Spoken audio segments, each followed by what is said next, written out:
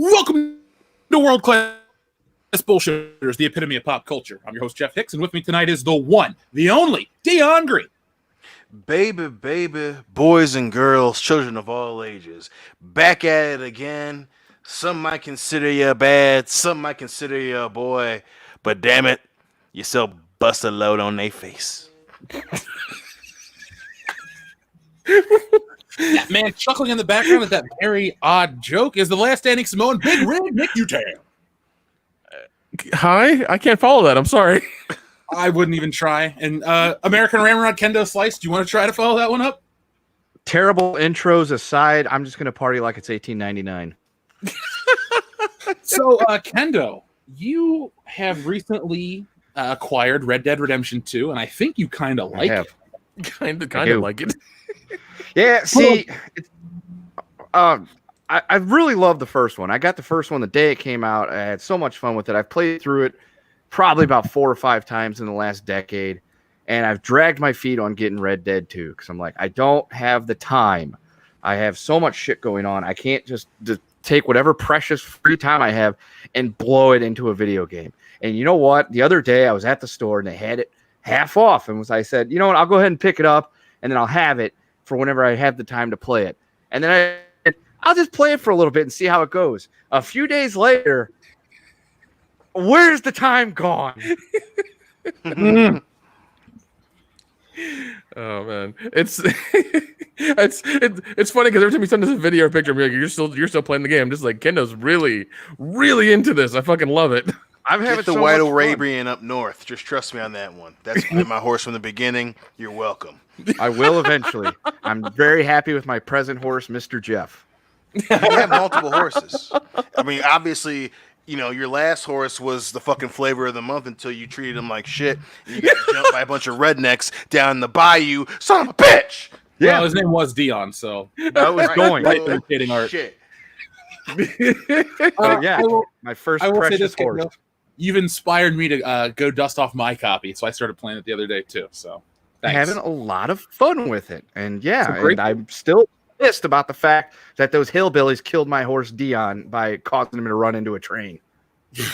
They're the worst. I shot him for it. Good for you, man. Good for you. So now, folks, we got a lot to cover tonight. Some good, some outrageous, some bad, but you know what? We're going to do it like we do every week. We're going to start off with our patron of the week. Well, the newest patron. So our friend Jacob just joined our Patreon at the $10 level. And just to give you guys a quick heads up, I personally have pre-uploaded the next 2 weeks or 3 weeks worth of content. So this past week, you guys, I think it was earlier this week or last week was GoldenEye week. Yeah, last week was GoldenEye week. That's up there. Then you got vlogs every other day. You got the comic book video, Kendo. Remember when we made those comic book videos? I do. It was fun. That was a great time. Kendo and I Kendo reviewed Ghostbusters Afterlife, the comic book series, as well as the Evil Dead Army of Darkness. Wait, no. Ghostbusters year one. Yeah, my bad. Sorry, Afterlife's the movie. Trying to spell the wrong thing. We're from the future. We saw the movie. It's kind of good, okay? Oh, okay. If you have any folks in the chat, if you have any other questions about the future, send them to me. Future's kind of pricey, though, so you have to ask me the right question because I can't. Give me the Powerball numbers and I'll cut you in. Yeah. All right. Fine. 9. Anyway.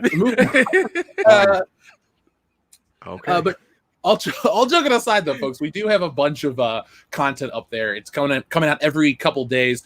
We have our Dark Fate watch along. That's going to hit there this weekend as well. And honestly. Before the show, I had a bunch of computer issues, so I forgot a lot of the shit I was going to talk about. I will upload the Beverly Hills Cop stuff this weekend or in the next couple of days for sure. So that'll be up there for you to, do what you will, Jeff. Then I will make it available for our listeners this week. And folks, the same stuff is going to be going on or goes on Subscribestar as of now. So if you don't like Patreon, well, who are we to judge? But we do have other avenues to get more of our content to you guys. So thank you for those who do choose to back us. And we have been pumping out a lot of stuff because we've been having a lot of fun with it. So I'm pumped. Speaking of being pumped, by the way, folks, I will be on the 24-hour EFAP that's coming up in next weekend. I have talked to Mahler a couple times, so that's happening. Just be on the lookout for that. And yeah, so what else we got for tonight? Oh, yes, our meme of the week. So again, like I just mentioned, I had some computer issues, so I've been having I don't know. All this stuff happened about an hour before the show, and I spent an hour trying to get stuff prepared, and I'm kind of in a pissy mood. So if I sound a little whatever, folks, I do apologize. But to our listener, Miss Ninja Julian, he is the meme winner of the week. And since we're friends on Facebook, shoot me a message. I'm going to send you some stuff. And for those who are patrons, I'm mailing out your stickers tomorrow, and we're sending out the next wave of the book for those who did back it. So a couple of people have received it already. I've gotten pictures of that, and we're just going to keep sending them out. So yeah. Now, guys, there's a lot of shit to talk about this week. Some of it is really, really dumb. What do you want to start out with? What level of dumb do you want to start out with, Dion? You might want to ask the other guys first, because it's gonna be a wild night. I've already been pre-gaming a little bit. I'm trying to catch up on the goddamn list. You know what? We'll let American Ramrod and Big Rig go first, brother. Fair enough. Let's dip our toes in. Let's start off with not real dumb. That way we can build up with the crescendo of mass stupidity once we're well lubricated. Yeah, I might need some alcohol as well if we're getting that deep into some real dumb shit. So yeah, I'm gonna go grab the bourbon. Oh shit! Look, we can turn this into an impromptu drinking stream, folks. If you want to, I'll go get. I got beer. Actually, shit, I got fucking beer right here. I got a Dogfish Head IPA right in front of me. That's good choice. Yeah, honestly, yeah, I'm about to say if this is going to be us ranting about a lot of dumb shit, there you go. Oh, that looks nice. Yeah, there we go. Yeah. Yeah, it might turn into that because I've heard some things about what the news this week, and I'm just like, God damn, people, come on now. Listen, Kendall's saying he's getting the bourbon, bitch. I done had the bourbon. Rex, he said it right. Buckle the fuck up, chat. And tell your friends about us, folks, because it's going to be one of those shows tonight. Yeah, share like, comment, subscribe, and make sure you share those links, people, so other people can enjoy it as well. Tell your friends, tell your family. Tell your kids, whatever. Yeah. Hide your kids, hide your wife. Them too. Sure, why not? Okay, so we're going to start off with, you said medium level of stupid, and we're going to build. All right. So how do we all feel about the show The Boys? If we watched it, if we read the comic, Dion, are you aware of The Boys? I am very well The Boys. I love season 1. I started reading the graphic novel. I got to finish. Obviously, I read the very beginning, but I enjoy that. Not as much as the show. I'm a huge fucking Carl Urban mark, but yeah, baby, I am very well aware of that shit. Kendo. I was unaware of any of that shit until you had mentioned watching The Boys like a year ago. And? Still haven't watched it. All right. Well, at least you watched The Tick. That's actually better. We'll remedy that, Kendo. Don't worry, real soon. Oh, good. So, yes. So The Boys is about superheroing, and it's a little more of a realistic take, which we all like. We respect. I actually really like covering all the Marvel shit. Really, I hated doing that because I started getting towards the end of the whole thing, and I just really hated it. But watching The Boys, I was like, I can get in on this because it's really dark and crazy, and is just just really insane. I really love that show. Well, I hope what I'm about to tell you doesn't make you dislike the show. Oh, God. The Boys showrunner Eric Kripke claims the white dudes standing next to you are the most dangerous people. There we go. Don't worry. Apparently, the theme of tonight's show is blame Whitey, even though we're not. But there's some more shit coming. I'm gonna go sit on the other side of the room. Yeah, you might want to. I was about to say, Kid, what are you plotting, man? What are you gonna do? Just tell us now, right? I have no idea. I guess I should just die for all of White Nation. That's that. Maybe I could be White Jesus. Yeah. Just don't be like Seth Rollins. No, I'm not going to be that fucking lame. No. So let's hear a little bit more about this situation. The Boys showrunner Eric Kripke recently discussed the upcoming second season of the Amazon show based on the comic book. In an interview with Screen Rant, wow, butthole of the internet, Kripke was asked in season 2 there will be a supervillain terrorist all over the world that have been activated by Homelander. However, you never really get the sense that they're more dangerous than their creators. Could you talk to me a little bit about the dynamic? He answered, yeah, it's a great question. We were really interested in exploring the idea of authority figures, getting the public really riled up with the xenophobia and racism, but ultimately the most dangerous people are the white dudes standing next to you. We wanted to reflect that story, so the supervillains are in a way a misdirect. So, Kendo, are you ready to apologize for being the bad guy? I mean, we've had historically bad guy or big bad guys like Doctor Doom, Thanos, Doctor Octopus, Doc Sam. Well, I'm trying to think of a bunch of docs. Anyway, Doc Brown, he's crazy, right? Crazy old scientist. Doc Kendo. Doc Kendo. That's your new name from now on. Instead of Doc Hendricks, you're Doc Kendo. Doc Kendo. I am apparently the cause and problem and solution to every issue that we have. Apparently, because I mean. After watching Jordan Peele's Twilight Zone, I felt the need to apologize for a lot of stuff, and I guess I'm sorry. God. Wait till you wait till you see Get Out, Jesus. I've been refraining from seeing that one. Watch Get Out is not that bad. It definitely is heavy-handed in a lot of places, but the ending is actually. It's actually pretty good. He sprinkled Jordan honeydicks you. He gives you a lot of bullshit, and then he gives you an ending, and you're like, which again, calculated. But yeah, don't worry. Get Out's not that bad. It's still it has its female Avengers scene from Endgame moments for damn sure. Oh yeah, really? Just what I always wanted. Because his Twilight Zone was just straight up punch you right in the nose and say, "You did this to us, cracker." And I'm like, whoa, easy. I have never done anything like that. But for some reason, I now feel guilty about it. Well, that's the whole plan. To make my God. Yeah, it's and I fucking hate it. I think it's bullshit. It's a horrible way to do things. Yeah. Now, I love the boys. I'm not going to let this really ruin my view on the show. Now, if the show shits the bed, we know why. Because of assholes like Eric Kripke, where you can't just adapt stuff anymore. See, here's a difference that people... Who his biggest fucking show stars 2 white dudes.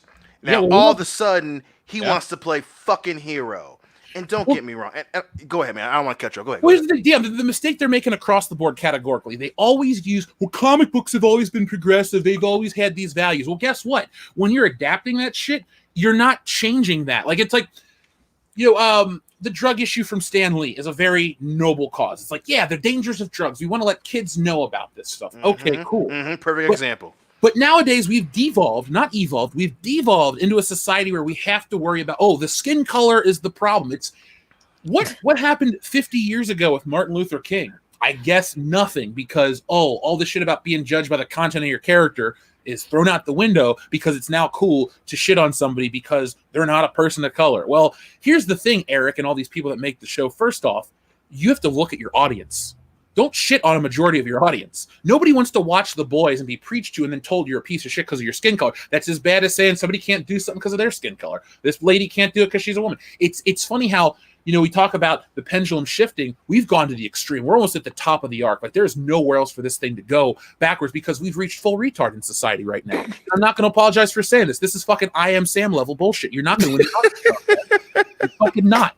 But what's happening is you get these self-entitled, emboldened dickheads that work on these properties that have nothing to do with this shit. They don't do what they preach, too. Exactly. Oh, yeah, 100%. Yeah.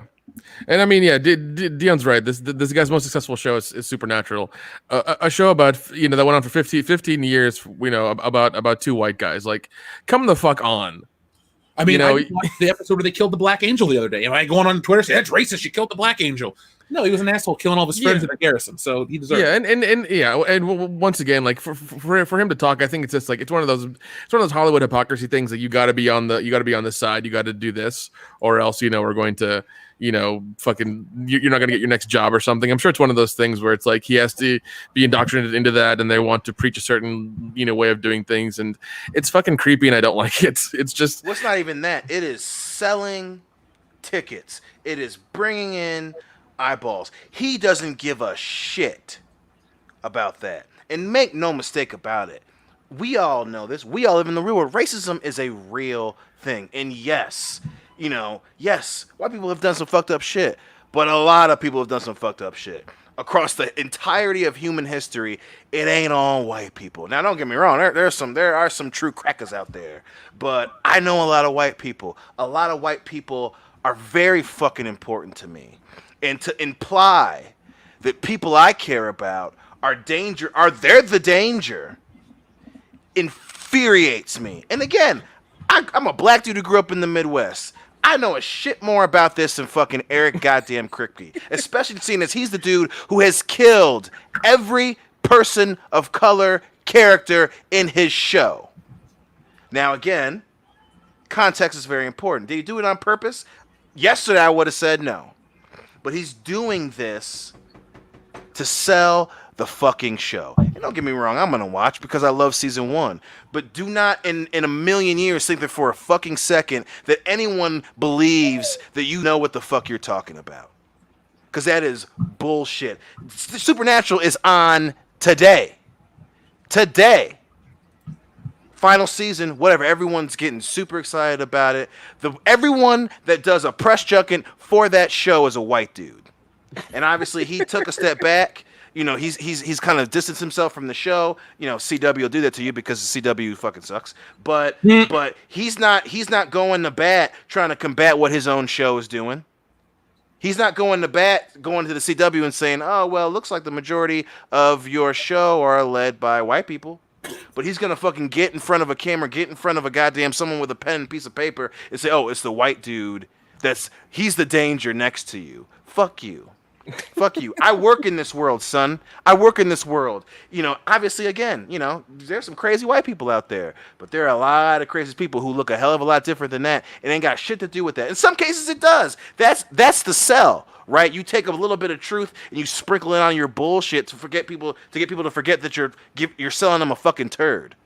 Yeah, there are bad white dudes. But there are a lot. That's not new to the world. We all know that shit. And to pretend that you're somehow gonna open the eyes of your viewership by saying crazy shit just because you want people to get your show. If The Boys 2 weren't coming out in September, he wouldn't be saying this shit. Well, and that's what pisses me off. And it's the worst way to promote a show. Like, awesome trailer, check. I'm there. You know, okay. But like this, The Boys, a property I had read not a lot of. Not this huge Boys fan, had Herogasm, bought it as a joke, thought it was funny, was like, okay, there's a show coming. I'm there. Saw the first season, 2 thumbs up, really don't have too much bad to say, if anything bad to say about it. A fantastic time. Oh, yeah. Season 2 gets announced. Awesome. Great first season. I can't wait. Trailer hits. Awesome. Deleted behind the scenes shit. Awesome. Can't wait. This shit, don't really want to watch it that much. Not a top priority anymore. Right. Because it's so different when it's, look, I love back in the day where it's like, you're going to love this product, check it out. I'd rather be sold to than have some asshole like this try to talk down to me. Like, oh, yeah, this is the problem in society. It's like, dude, I live in the same society as you and a different class level. Don't preach down to me, asshole. Well, no, you don't, because he's Eric fucking Kripke and he's very privileged. And he's been privileged since, like, what, season 3 of Supernatural or 5, whatever the hell it is. So, like, a lot of money from the WB. Yeah, so, like, his level of living in this world is very skewed, you know, according to ours. Like, you know, we live in the real world. This guy doesn't. He's Hollywood. He's Hollywood as hell. He doesn't give a shit. He thinks he's gonna play. He has a platform to say this stuff on, and you know, since they're doing press junkets for season 2 of Boys, he's gonna, you know, speak his mind or say something poignant and try to, you know, change things. It's like, you said the wrong fucking thing at the wrong fucking time, and thinking that, you know, people are wanting to hear about, you know, your views in the show, what you did, and everything. That they want to hear that. They don't want to hear you preach about this bullshit. They don't care. Any sort of preaching that happens right now for a show, for a movie, for whatever, regardless if it's black, white, women, whatever, immediately people are going to be like, oh, fuck you, I'm going to go watch something else. You know, immediately. Well, hold on. There's a little more to this BS. So, moving on, he says, he continued, we wrote it at a time of the travel ban, if you remember. The caravan that weren't going to come over the border and rape all the white women. We were in that world. And then the way that authority figure were drumming up the fears and in these outsiders was disgusting, frankly. And so we wanted to reflect that story, which is Vogt and the superheroes and Stormfront are really drumming up quite a lot of fear about these supervillains, when in reality, Homelander and Stormfront are the real threat. Now, see, if you would just frame it like that. The last part, he elaborated. And I'm like, cool, that's an awesome concept to be like, it's making a James Bond movie where he's the villain, or Superman where he's actually the bad guy, not outside of just the Superman 3 part when he's drunk on kryptonite and crack or whatever the hell this shit is. Richard Pryor didn't know the final ingredient. Didn't he? Hold on. Was he smoking kryptonite? Did I miss that fucking deleted scene? What happened? Dude, remember Richard Pryor partied hard in the 80s. Nobody partied harder. The motherfucker set himself on fire. I was just about to say that dude needed skin grafts. He's fucking partied so hard. That's true. Like, here's the thing: Andrew WK and anybody that meets us at conventions or shows and says, "Jeff, I'm hardcore." Unless you've lit yourself on fire and fallen off balconies and shit like Richard Pryor, you're not that hardcore. I'll still respect you. I'll still be your friend, but never call yourself hardcore unless you're able to take the Richard Pryor approach. Because you just can't. I'm not hardcore. I'm not gonna act like that. No, I'm not. No. But his thing is, like, the idea of the hero being the villain is fun. It works. But I hate to say it, this show is becoming Watchmen light. Yep. That's all it is. It's Kmart Watchmen. Now, is Watchmen the story, the greatest comic ever told? Not in my opinion. Is the movie the greatest comic book movie ever made? No, it's good. Do I like The Boys more than Watchmen? I kind of do, actually.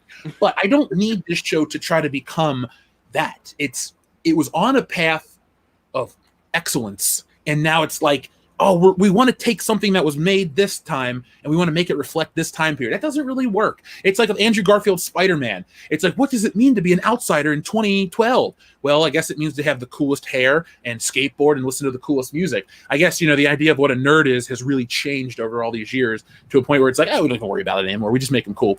And, taking away these characters, taking away their identities or changing them for the sake of, I want to feel relevant in this time period. No. Richard Donner didn't make 70s. So look, Richard Donner kept the true spirit of Superman in the 70s. 70s was a dark fucking time. Coming off Watergate, Vietnam, all sorts of stuff. I think there was a gas shortage. Yep. All these things. Nixon.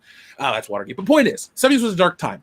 Star Wars and Superman were two of these bright, shining examples. They're not worried about the muck of whatever, period. They're like, we're going to give you something bigger and better and grander, something to aspire to.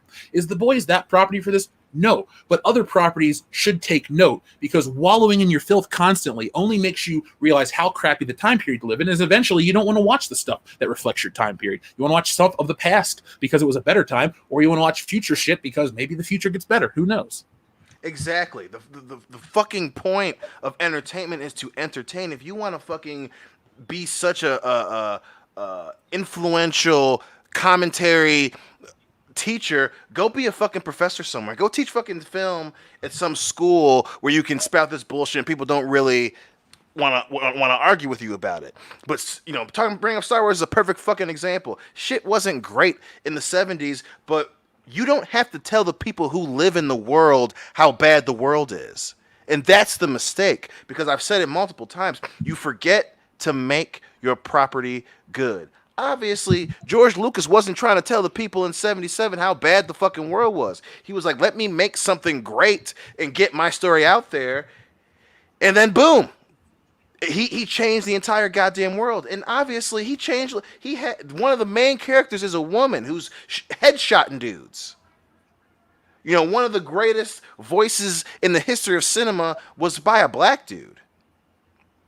So what is it that what do you think works more? Maybe making something good first and then complementing that with a little bit of commentary, as opposed to starting with commentary and trying to complement that with a story. It doesn't fucking work. Even Miami Vice, one of the greatest cop shows of all time. Obviously, the 80s were fucking crazy. Mm-hmm. Things were getting a little bit better, but the show didn't constantly preach at you. Good guys, bad guys, cops, and villains. We all know who they are.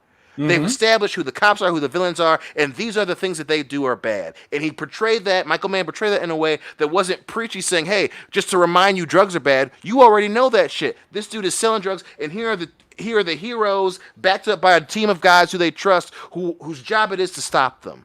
And that fucking show changed popular culture in the 80s. It changed how TV shows were made. The most you do is supplement it. You don't make that your focal point of your goddamn story, because you forget to write about, okay, well, why does this character do this? If this character's upset, if this character has a motivation, why would he make this decision? You forget about the minutia, and then it comes off as fucking stupid. Ask Ghostbusters. Ask. You brought up fucking Spider-Man 2012, Andrew Garfield. That's a great goddamn example. Ask fucking Watchmen. Everyone wants to go up and down about how great fucking Watchmen is. There is no season 2. Boom. You can tell me how much you love fucking Watchmen, how much Regina, what's her nuts, did a great goddamn job. They have not announced a season 2, so you get to sit in the corner, and it's never gonna happen. You get to sit in the corner and watch one season of a show that you swear is so up and so great that no one's gonna fucking remember. Mm-hmm. It's the way of society right now, and the thing that pisses me off is what we're going to talk about in our next topic in a moment. It's when you try to retroactively change history in the past. And oh, God damn it. Lens. I don't advocate violence. I never will do any of that shit, but I just want to beat these people over the head with facts. You know, yeah, you have them in the head with truth. You know what, Jeff? I'm gonna go get a Louisville Slugger and put and write facts on it, and you can use that. Okay. That is why you're my hero. I just want to put that out there, Dion. I love you to death, but Nick is my hero for that comment. Right now. No. I refuse to accept him as your hero. Goddamn, you done said it to me too many goddamn times. It's my personality. I'll kill that motherfucker. I swear to God. Well, look it. Let me look it. We got the super chats, quite a few. Let me read these, and then we're gonna move on to our next segment. Tonight, folks, you think the shit with the boys is like, oh, that's annoying, but that's so 2020. I'm used to it. Wait till you see the next. No. If you're used to this preachy bullshit, what the fuck is wrong with you? The hell is wrong with you? Wake up, put on the sunglasses, realize what's happening. Anyway.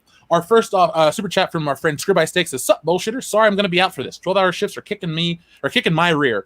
At least the OT pay is good, though. Keep up the good work." Well, Scribby Steak, thank you very much for doing what you're doing, and be safe out there, man. Yeah, man. And remember, we thinking about you, baby. Yeah, and remember all of our links to catch us later on in our bios and stuff like that. So anywhere you go, you'll see the links for all of our podcast stuff and everything like that. So we're on Spotify and all that good stuff. So. Yeah, and with the podcast, it's a cornerstone of our brand. Other live streams do go away for algorithm reasons, but the podcast always stays because it's my favorite thing to do on this channel. I fucking love this show. You guys, the audience, everything. This is, I don't care. I could have a week where I hang out with The Rock. I'm still excited to do the show. Oh, by the way, folks, sorry, I wanted to announce this at the beginning, but now our audience is, a lot of people are here. So normally we do after hours after the show. But because Dion's work schedule, the way the show runs long and stuff, it's kind of almost impossible to do after hours directly after the podcast. So this Sunday, the guys and I are getting together early in the morning, and we're going to record after hours. We're going to call it something else. It's the same style of show. It'll be better because we won't be on a time crunch. We won't be tired. We won't be burnt out. But we are going to still give you the show each and every week like we love to do. It just has to come on a Sunday because it's when Dion's available, Kendo's usually available, Nick's available, and I'll record it and get everything taken care of. So I just want to give everyone a heads up for those out there that are wondering, where's After Hours? It's not going away. We're not lazy or doing anything like that. We just need to make it more available or accessible for Dion. So from now on, moving forward in the future, folks, Sunday, we'll record it and we'll upload it. So, listen to our shit on Thursday, videos through the weekend. Sunday, there's your After Hours or whatever we're going to call it. And it's just going to be like another show, only for the patrons and the Subscribe Star stuff. And this is our, are we on almost 100 episodes of that show? Yeah, Gotten close to it. Yeah, and I mean, also moving forward, I think it's better quality as well because putting all the energy into this show and sometimes it runs long. To try to get a little bit more up and going and try to do another hour is gets rough sometimes. So I think if we take a couple days and do it early in the morning Sunday, I think we'll get a better result, better quality, better show. So I think it's a good idea. Well, Blue Watcher says almost 100. Thank you, Blue Watcher, for backing us as always. Daniel Edwards, same with you too, since he's commenting on it. But I will call it Sunday Hangover. How's that, guys? I like that name. And we're gonna give. That's gonna work. I like that. Well, we have to give Morog Skullrocka the credit, or Skullrocka the credit. So thank you, Morog. We're gonna, asterisk, you came up with the name type of thing. But I just wanted to put that out there, folks, to give everybody a heads up, because I know there's nothing worse than waiting for something like the show you're waiting for. It's like, oh, it's gonna come out on this day, and then you're like, wait, boom. But no, we're changing it up for quality's sake. Oh yeah, definitely, yeah. Fandom Guard says, or thank you very much, Fandom Guard. He says, did you guys hear what happened to Private Halo 117? He's still in critical condition, but his sister is fine. 6 other dudes aren't. Fandom Guard, I didn't hear about. I know you said the other day, and Private Halo 117's been one of our. He's a listener that's here all the damn time. I didn't hear anything. If you can email us more information and let us know what's up, please do, because we don't want somebody in our community to be, messed up. If there's something we can all do to help them out. Yeah, man, definitely. That's. I hope he's. Yep. I hope he's okay. Oh yeah, same here. Worldclassbs@mail.com, and Kenda will forward the email to me. But just keep us up to date. We want to know. Once again, our email address is in our links all over our social media as well, so you can go through those links, and the email is there, so you can find it, and send us a message. Sorry, I'm laughing at Ronin Blade, not the situation. Sunday drunk, 1 beer for me, 1 beer to God. Yep. The Church of Bullshit. Let's see. We have Deadeye, thank you very much, who says, if Disney was a hooker, she would have every disease imaginable for fucking everyone in the world.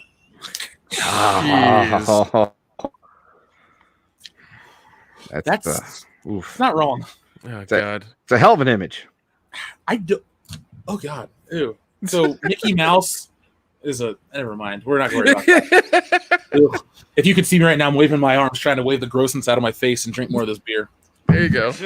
King of Pagan. Space Monkey 0899 says F Disney. Well, thank you very much, Space Monkey 0899. We agree. I'm not a fan of them.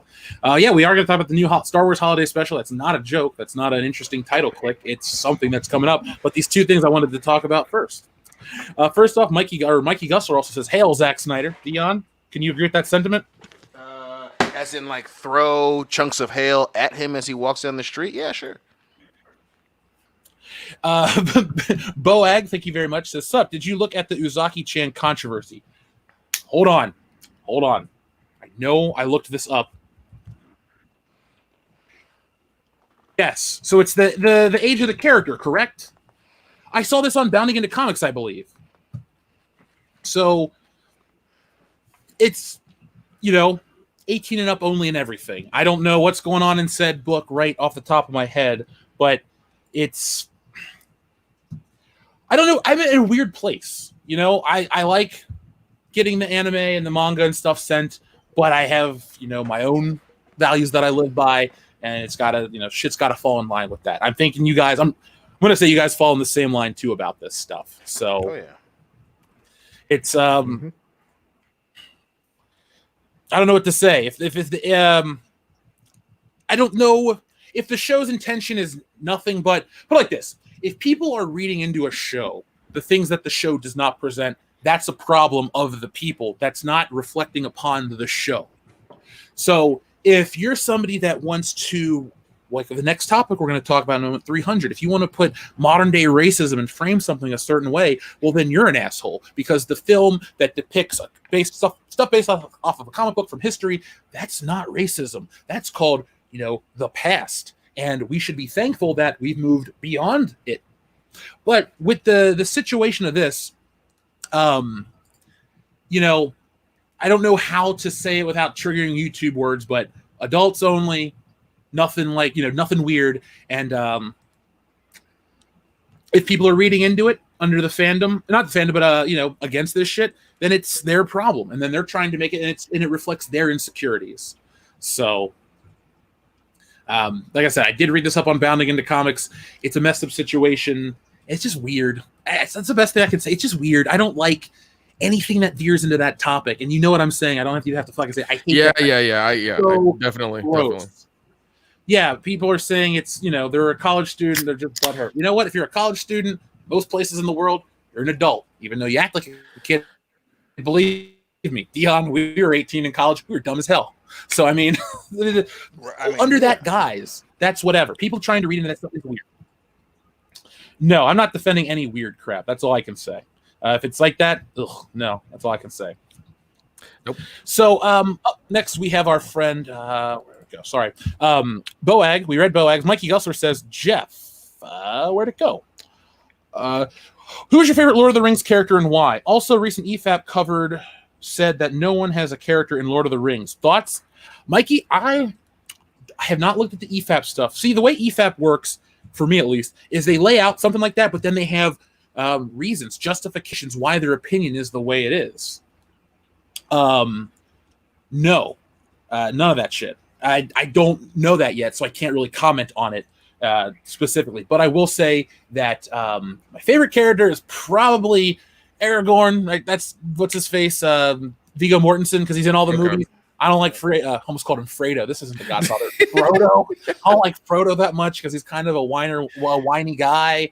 Sam's funny. I liked him enough, but I'm not really the person to ask specifically about that until I watch. One, I have to watch the movies again a little more, and two, I got to watch the EFAP. It'd be like saying, Jeff Mahler said, or the EFAP crew said that Han Solo doesn't have a character. And I'm like, well, I clearly disagree, but I would like to hear their points just so I can form more of an opinion, a counterpoint to that. I feel like the crew over there deserves that. And I got to get the same thing. Fat Steven Seagal beat up Ryan Johnson says, will Dion hold my belly and recite the Dark Fate script? Will you, Dion? How much you paying? He sent in a $5 super chat, or $2 super chat Canadian. So yeah, that's your fee these days. Yeah, it's definitely not enough. Yep. Bonsley, thank you very much. He says, all right, this is late, but another moment in the media that is okay to shed a tear over has to be Splinter's death/funeral in the 2012 TMNT. Ooh. Anytime a father figure passes, usually if you're a fan of something and you're watching the show and you care about the characters, to see them suffer, you're kind of like, oh, I get it. I feel bad. Did that happen on the cartoon or the comic book? Let's see. TMNT 2012. Oh, it's the cartoon from Nickelodeon. The one that had the really, at first, crappy art style, but then they said, hold my beer, and they did it even worse, the next one. Oh, man. Dude, Jason Biggs and Seth Green are voice actors on this show. Jason Biggs, go back to screwing pies, man. Well, he quit. He was only in the first 2 seasons, so he was busy with Orange is the New Black, which that show sucks. He couldn't screw the pie, so the pie screwed him. Oh, where you're going, you are the pie. No! God, it's a great movie. No, but you know what? I love when people send in stuff like that, updates and topics. I gotta watch that scene. I like the Ninja Turtles movie from '90. I love the video games, almost all of them, and I like the characters enough that I buy their figures every once in a while when they get a new version. But I don't know the lore as well as a hardcore fan. I mean, I know the mutagen got him. It was the same mutagen allegedly that hit Daredevil in the eyes and all that stuff. And I know the characters and all that, but I don't necessarily follow the lore as deep. But I love Splinter. Everybody likes Splinter. Oh, yeah. You know, Shredder's cool. He's a bad guy, but let's see. Dean Domino says Uzaki-chan has caused Twitter to generate more salt than a solar system of crates. Damn. That's a lot of salt. That is a lot of salt. Like I said, folks, as long as the characters are adults, then whatever, you know, nothing. I don't support any of the weird stuff. But if the character in the show is explicitly stated as an adult, that age, then whatever. But anything under that, then I'm like, nope, I don't deal with it, and I'm not into it in the slightest bit. Nothing. But college age is whatever. But I'm glad people are getting upset about it, because manga and anime are the next thing that these assholes are trying to attack. It's American comics are gonna put it like this: American comics aren't dead; they're just being reborn in a new way. Yeah, Japanese content, as long as it doesn't influence, or as long as it doesn't let these fringe weirdos in America influence them, they're going to be fine, and they're going to be what the next generations of kids are reading. Actually, not even just next generation, but countless generations. You know, Dion, I bet D2 and Devin will experience more anime and manga stuff than we ever did at that age, right. because it's ubiquitous at this point. It's part of popular culture and society. It's no longer, it's like they used to call it. Remember when we were kids, guys? Japanimation? Yes, yes. No.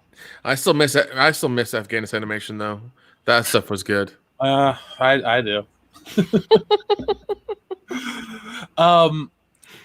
Also, we have an update from our friend Fandom Guard. Thank you very much, Fandom Guard. Well, 3 are in critical condition and under arrest. The other 3 are in the morgue. He's more dangerous than he looks. Oh. So our friend Private Halo 117. It's a serious situation right there. Wow. Yeah. I hope. Once again, hope he's okay. Yep. I always, I want that to be the thing. All of our listeners to be cool. You know, I want everyone to be cool out there. Even if you don't like our channel, I don't give a shit. I don't want you to die. Just whatever. Be alive. Be alive. Alien Xenomorph says Mike Curtis of CG calls you world-class grifters. Well, I don't know who that is. The only people I know in Comicsgate are like Ethan and the OG people. So that's cool. I'm happy to prove you wrong all the time. But I'm sure. Here's the funny thing. No matter what happens, everything's getting repaired, sent out, and new stuff. No one's going to make articles about it because people only want to write the shit about, of course. So I don't expect anybody to know besides the people that backed it. And until, those people are not, everyone's getting their shit. So I don't really know what to say. All I can say is I don't know this dude. His opinion of me doesn't matter. Clearly thousands of people, hundreds of thousands of people like us. So, the needs of the many outweigh the needs of the few. Also, I'd love for this guy to do his first crowdfunding campaign and not screw up. Yeah, I'd love for an external force to fucking royally, and then see how he handles that too. Yeah, because once again, this was Jeff's first one, and it was a learning experience all the way through. Yep. Of course it was. It wasn't perfect, but at least he's man enough to admit that and then do the hard work to make it right. Apparently, the Micah super chats are trolls. He does them on many streams. Oh, okay. Well, then we'll ignore it. But either way, okay. I'm not worried. I've been honest with everybody the entire time. No, and that's true. But I get mad on your behalf when people say shit about that because it's just like I know you, I know what you've done. We all on this podcast know. You've done more than you have to get the books out. Yep. Make them right, sign them, mail them out. Like it's not a joke. Yep, and you know what? That's why I've reached, or not actually, I haven't. I had somebody prominent's working with me on the next one. So we got cool stuff. So that's cool. Thanks, Alien Xenomorph. I appreciate the super chat you sent in, but I don't know who that person is. Now I do know who this next person is. Longtime listener Ghetto Bible, who says Seth Rogen has taken Seth Rogen had takes 2, and he produces the show. I did not know Seth Rogen produced The Boys. I must be really late to the party because I know his dumbass is saying shit about Ninja Turtles that I'm like, oh God, please don't ruin it. But did you guys see that stuff? I have no stake in any of the Israel comments. I'm not even going to regurgitate what he said. But Jessie saw the thing and she blew up on it. And she's like, I don't even want to watch his new movie now. I'm like, I still. Well, first of all, his new movie looks horrible. It looks really bad. Like I've been watching the ads like pop up, on Hulu and things like that and on TV and stuff. And I'm just like, this okay. Clearly, you've smoked yourself retarded. That your new movie is proof of that all the way through.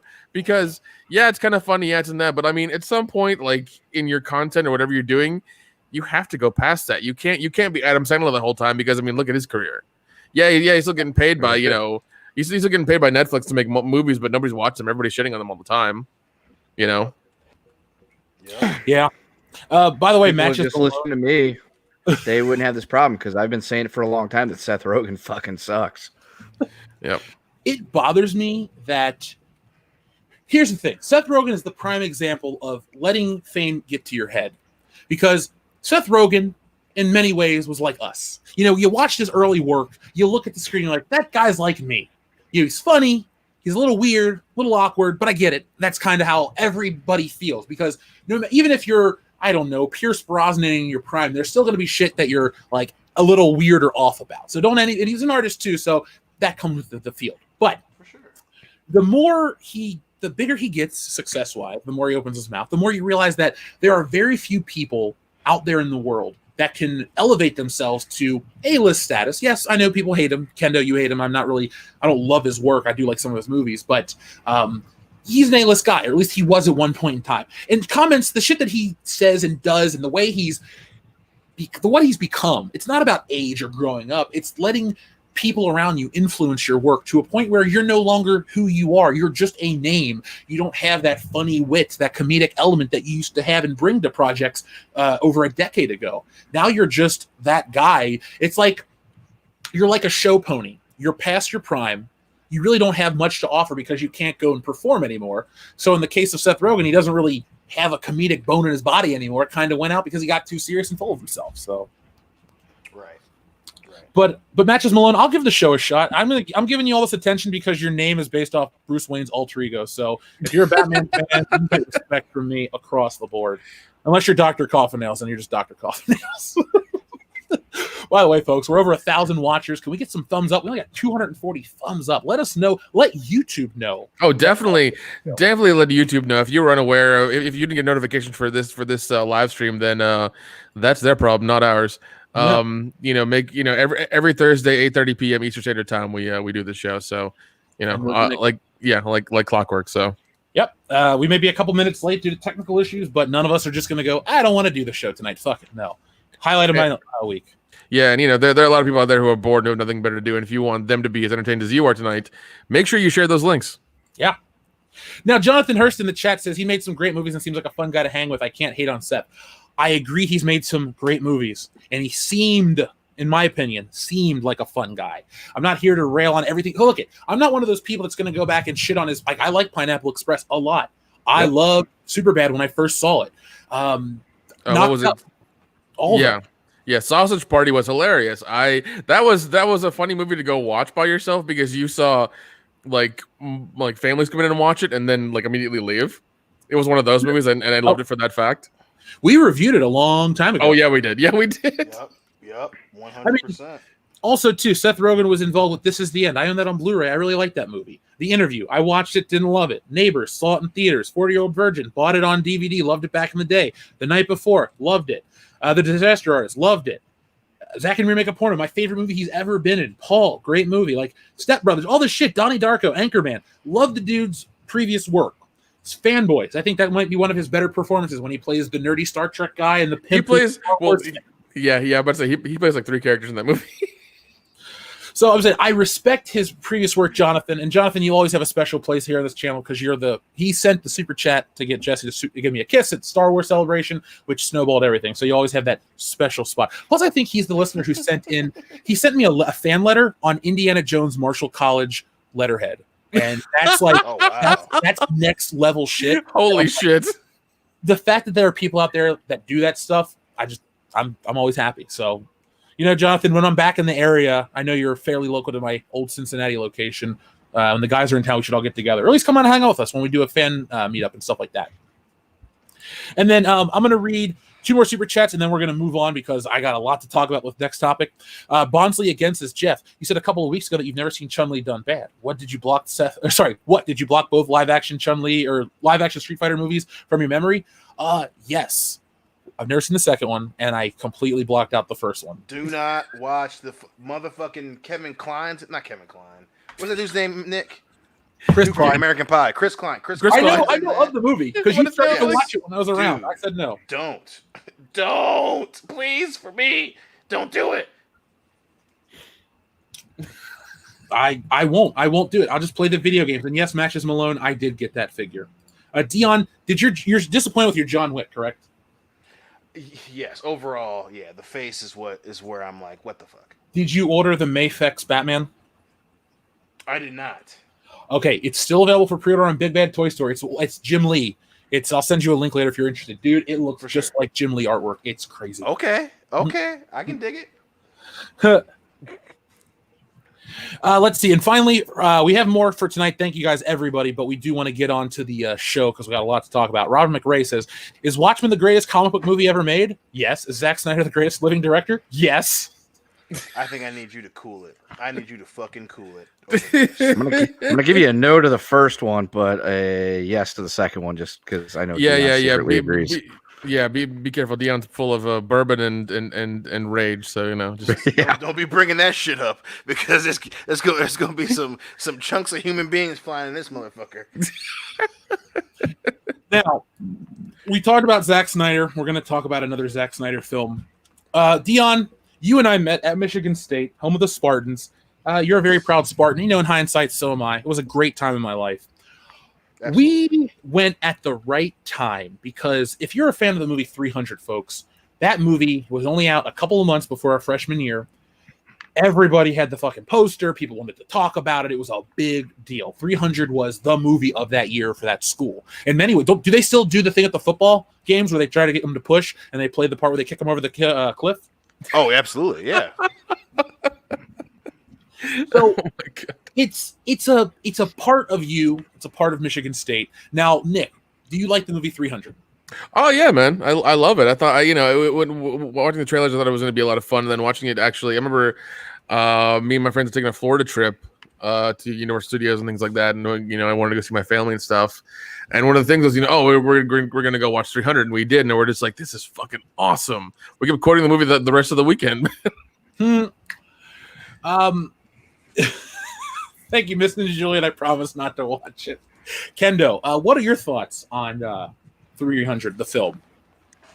I saw it the night that it came out in theaters. I remember liking it, but I have not watched it since then, just because I've caught it bits and pieces whenever it'd be on TV. I'd watch it, but it's TV edit, so it's not going to be nearly as good. And I didn't usually stick with it because of that fact. But I enjoyed it. I'm more than willing to watch it again. I've kind of wanted to go get the graphic novel and give that a look-see and see what that's about. I figure it's the same thing as the movie, but Yep. I think the book is. I'm a huge Frank Miller fan. Dark Knight Returns, Sin City, his work on Daredevil, his little tiny work on Spider-Man. Really respect the man's work. I haven't really read a lot of his newer stuff, but still love Frank Miller overall. I do recommend the book. Now, the reason I'm saying this, folks, is because I don't really love the film 300. I don't really even like it, but the shit that's going on with 300, and this is how I feel about the stuff in the culture war, because if you want to be up in arms about one thing, and they're tearing down Star Wars and you're invested, but then they're going to tear down Star Trek. Like, I don't like Star Trek. It doesn't matter. The fact is, all these weirdos are infecting all of our entertainment and new shit. It's not even just new shit or future shit. It's old shit now. They're going back and they're retroactively framing 300 in this racist bullshit light. And guys, I got to tell you about this. So are you ready to hear some of the dumbest, cringiest shit we talk about? And we're going to talk about the Star Wars Christmas special, the new one. Oh, Jesus Christ. There's another one. This is worse.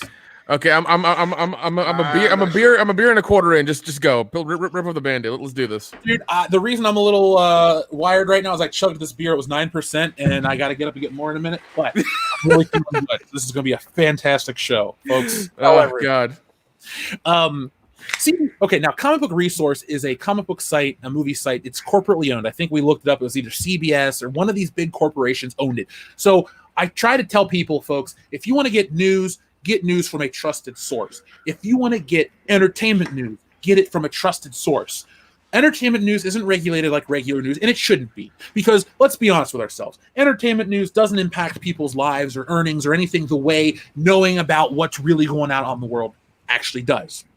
But the fact that you will have websites that are owned by a specific corporation that allow certain things, it just makes me question, because I'm not here to kiss Bounding Into Comics ass, but I think Bounding Into Comics does a very good job presenting what it does. I'm very happy that John's been on the show a bunch, that he's a Facebook friend, that the work they do is good. I really like it, and I can trust the stuff because they link everything. They let you know. They don't make up stuff. They let you know how crazy the world is. So the Comic Book Resource has been going after the movie 300. So CBR, which is short for Comic Book Resource, says attacks Justice League director Zack Snyder's 300 film and Frank Miller's comic, calling it homophobic, racist, and ableist. So based off of that fucking tagline, Dion, what do you think? He can kiss my ass. Kendo? Kiss my ass. How? I don't recall that. I didn't get any of that from that movie. So, okay. Nick? Fuck him. Yep. So the writer is named, excuse me, they only had the last name right here in the article. A lady by the name of Margaret Lockyer. So Margaret Lockyer is the person we're discussing tonight, folks. So remember this when you see articles written by this lady, the brand of entertainment you're going to get, or lack thereof of entertainment. So the CBR writer did not pull any punches in her attack of the film 300. Right off the bat, she writes, "It's important to look back at the film and the comic critically for the homophobic, racist, and ableist portrayals." Now, as a guy who doesn't like this movie and doesn't ever want to watch it again in his entire life, I don't think the movie's any of those things. And it gets even if it was, it's ancient Greece. Hold on, now, dude. I get. Okay, go ahead, please. The secret to killing the SJW cult is to let them dig their own graves and write their own obituaries, because they can't shut the fuck up. That is how you get I'm not rid of trying to people. save them. They can kiss my ass, but please, I don't mean to break you off. Go ahead. My bad. You're good. So Margaret Lockyer is here to educate us. She writes, the shocking racism and pro-imperialism of 300 does not exist in a bubble. It's irresponsible for that film refused or to question or to investigate the source material's problematic aspects in favor of focusing on capturing the comics aesthetics. So this, I'm not going to follow. I know what you were going to say. This person is so fucking dumb that they're blaming the film's problems on the comic, which they forget is based off the Battle of Thermopylae, which is a real event. So we are at a point now in society. This is how retarded 2020 is, folks. And again, I use the R word and I don't apologize. This is I am Sam levels of bullshit. We are attacking history. History is problematic now. We no longer learn from the past. We have to block out the past. Like that dickhead senator from Illinois who wants to, we're not putting we want to get history books out of the schools. We only want to focus on civics because history is systematically racist and we need to fight that. Dude, history teaches people how not to be fucking idiots again. I guess we've forgotten all of our history. Well, right? see, this is the reason why I'm a fan of free speech all the way 100% through. Free speech, because you have to know who the assholes are. You have to know who the dumb people are. This is why this is needed. This is why I'm 100%. That's why I'm 100% themselves. Yeah, exactly. That's why I'm 100% for free speech and no censorship. Because if you censor the bad people and then people don't know who they are anymore, then they start making dumb mistakes and doing dumb shit. But if you let the dumb people, like you said, Jeff, dig their own grave or write their own obituary, then you'll know who they are. You'll know exactly who they are. But the thing is that it's free speech and zero censorship across the board for everybody. Okay, I'm entirely a fan of that because then once again, you know who's bad, you know who's good, you know what people are saying, you know who's dumb, you know who's uneducated. You'll know it really quickly, And this person, it sounds like they went to college a little too long and they baked in there a little too well, and they got out and they said I'm gonna change the world article by article on this stupid website that I'm going to get a job at. It's okay. So I'm looking this woman's credentials up. She has a degree in English and history with honors in apocalyptic literature from UPEI. What is Where is UPEI and what is apocalyptic literature? Okay, so the university. Apocalyptic literature is probably something to do with. I don't even know what the hell that means. And then UPI is probably Upper Peninsula Idiocy or something. I don't fucking know. It stands for the University of Prince Edward Island. Okay, so she's Canadian. Yeah, but I was like, all right, that makes some sense. It's a college it's a college founded in 1969. And it's a public university. That's awesome. It has 4,317 enrolled. Dion, we went to a class with 500 people in a single classroom. This is a nothing college. Anyway, I'm not here to rip on Canada or colleges.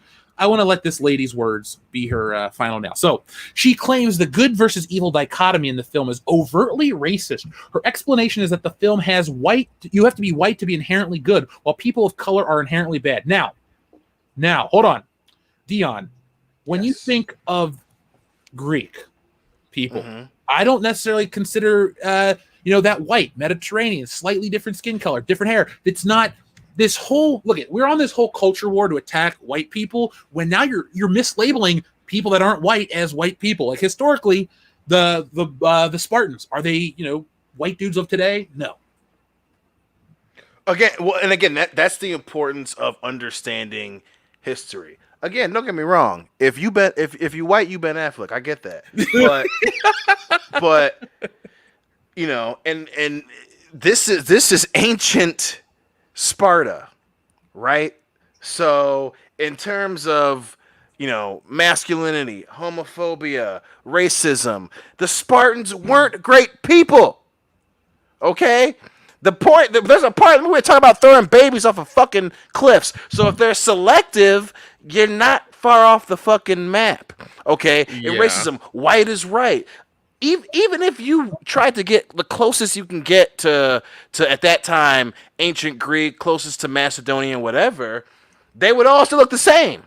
So your point about it being, what would you want? A black dude mixed with a Mexican dude, mixed with an Asian dude, and then a white dude? Like what is your point there? They would still look very similar, right? It was the Spartans who were very selective, resisting against an imposing fucking force from King Xerxes. So even if it wasn't all white dudes, it would be a lot of dudes who look a lot alike. And if anything, they kind of went easy because the Spartans had slaves. So what do you want? What do you want the slaves to look like? You want them all to be white dudes? You want them all to be all black dudes and brothers? You want them all to be, women slaves? What more do you want? And the movie sure as hell, if anything, it showcased that one dude was a goddamn rapist. Okay, it showed a woman stabbing a dude for sexually assaulting her. So what do you want is my question. What does she want? Clearly she wants attention. We're going to give it to her. All the wrong type of attention. Well, also, and I remember, I think I remember this from watching some documentary about the Spartans after this movie came out. I watched a couple documentaries about it, and what from the true history, from what I understood, is that the Spartans were kind of gay. Like they were very gay. Yeah, because that was the thing is you were all dudes fighting constantly over and over again, and it was heroic for you to die for your partner. That was kind of part of their army thing that they did. That from what I remember anyway. So, well, they're still attacking this film. Now, hold on. She talks about how, for instance, Snyder Spartans are a society of white, able-bodied, fueled by aggression and violence, and they are praised as the unquestionable heroes. On the other hand, the villains are portrayed as gender fluid, a society that is visibly not white, incarnation of evil and treachery, she adds. Clearly, this woman, you know what? I think University of whatever it's called, the UPEI, needs to revoke her degree because this woman has no comprehension skills whatsoever. No. She clearly didn't even watch the movie. She's watching YouTube clips and then writing an article because I know how to use words. Shut up, because clearly you didn't watch the goddamn movie. Watch the movie all the way through, and then maybe you can have an opinion. But based on your ability to make decisions, I wouldn't trust it then. What are you even... how do you make... an action movie, a hero action movie? That's what 300 is supposed to be. It's supposed to be a very tunnel-visioned perspective movie. It's from the perspective of the motherfuckers who are fighting off invasion. Of course they're gonna look like the goddamn heroes. What do you want? Ask Ken Burns if he's gonna make a remake of fucking 300, and then maybe you'll get what you want. Otherwise, shut up. What I still don't understand what she wants. That comment right there, Jeff. Holy shit. Yeah, right there. Oh, that's gold, man. That's fucking gold. Now look, hold on. It gets funnier. So, one of the primary antagonists. Now this is where Bounding into Comics chimes in. This is one of those, we've all seen Wayne's World, right? Remember at the end of the movie when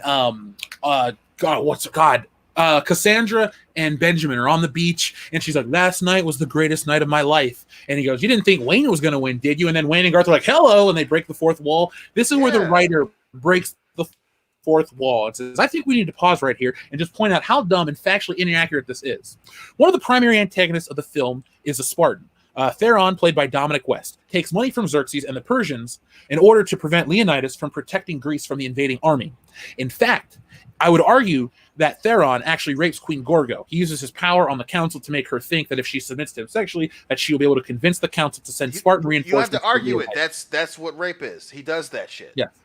I'm just reading this. No, I'm not arguing with you. Yeah, right. Theron actually has the gall to accuse Gorgo of adultery in front of the council after he rapes her. Theron isn't the only member of the Spartan society who betrays Leonidas. The E-Force take a bribe from Xerxes to manipulate their oracle. They deny Leonidas permission to go to war, and that he instead must honor a sacred religious festival. With this information from the actual film, one has to pose the question that is on everyone's mind. How has Locklear even watched 300? My guess is no. And in that case, that she has watched, she most certainly didn't watch it before writing this hit job against Zack Snyder and Frank Miller. Now, Dion, she's reading my mind. This is the one time where Zack Snyder's not the villain of the story, dude. Listen, don't you ever try to put me in a position you where have I'm defending Zack Snyder. Listen, the fact of the matter is, just because we're best friends, motherfucker, I'm going to hold this against you. That being said, 100%, she does. We need to find out, does she have a thing against Zack Snyder, like personal? Because it's so clear that she didn't watch the movie that she's willing to put her reputation on the line to get a shot at him.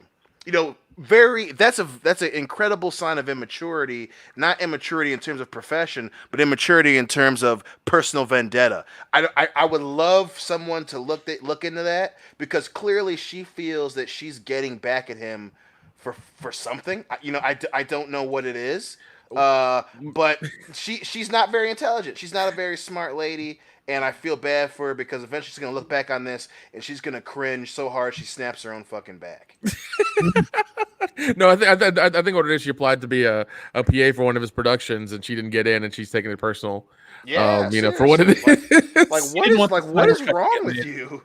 Yeah, she's like, I'm gonna burn the Snyder Cut. It's like, well, good luck with that. All this shit does is make me like Snyder and 300 more. Even though, like I said, folks, I'm bringing this to your attention because I think this type of article, not the CBR, or not the Bounding into Comics one, but the CBR crap, these words, ableist, racist, homophobic, don't apply to 300. I'm tired of pop culture being put under that lens, because these people, you can be right, you can be wrong, or you can, be in that weird gray area of, it's nuance, it's this, it's that. These people are just fucking flat out wrong. There's no...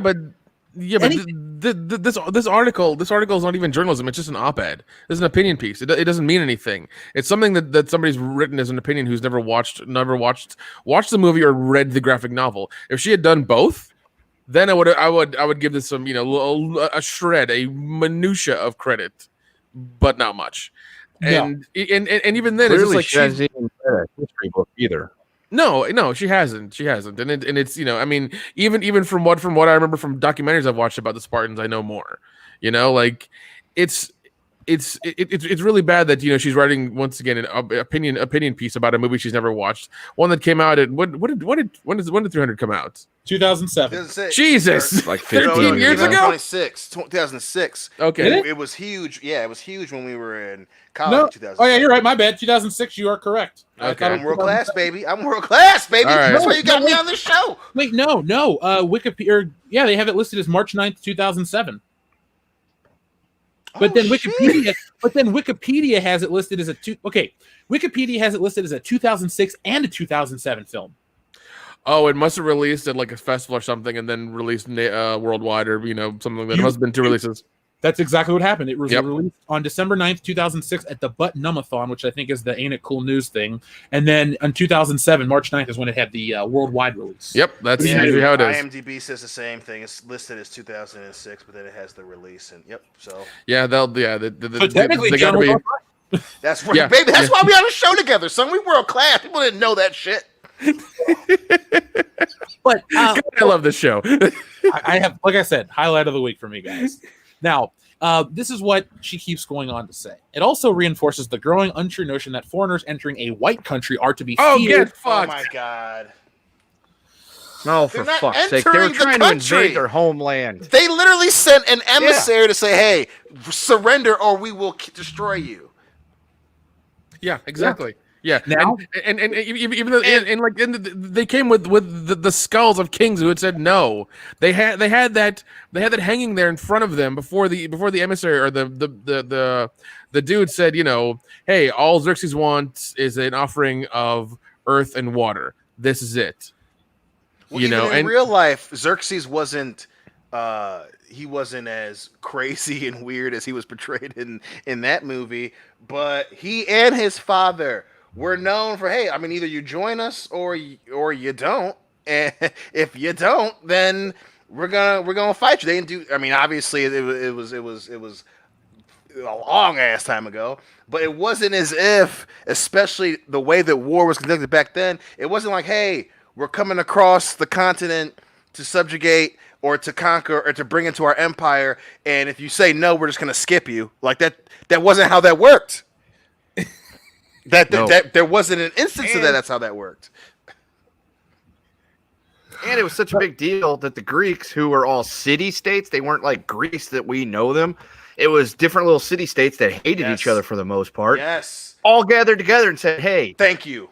Yeah, we're all different, but we're all kind of the same type of people, and we're being invaded by a foreign power. Yes. We kind of need to come together and fight these guys. That's why there was 300 Spartans. That's what the city-state of Sparta sent to Thermopylae to help defend against the invading Persian army. Yeah, thank you. It wasn't Thank like you. they were trying to immigrate. Right. They were like, hey, we're making our empire bigger, and you're gonna join us, or we're gonna make you. And Greece, which again, historically, like Kendall just said, they didn't like each other. Sparta was a separate country from Macedonia and all these other countries down there. And they were like, shit, this dude is gonna fucking take over shit. We need to beat his ass, and at least keep him away. Now, let me go back to fight each other. And fucking each other, too. Don't forget that. Hey, yeah. ELE, everybody love everybody. Here, let me go. She adds, harmful representation like this can support the false notion that it's right to fear immigrants, especially immigrants of color. Jesus Christ. This woman is reaching fuck yourself, so far. you mental midget. Yes. God damn, that's harsh, but I like it. I swear to fucking God. This all right, so here this is like the cornerstone of everything that is fucking wrong right now. Every douche nozzle that can't actually get a real fucking degree goes into some kind of journalistic studies and then writes blogs for websites that are full of people like her that couldn't get a real fucking job or get a real degree. Well, no. Hold on. Do something with themselves. So it's not that, right? Again, listen, you get a degree, you get a degree. I'm not going to shit on that. It might not be a great one, but you got a degree, right?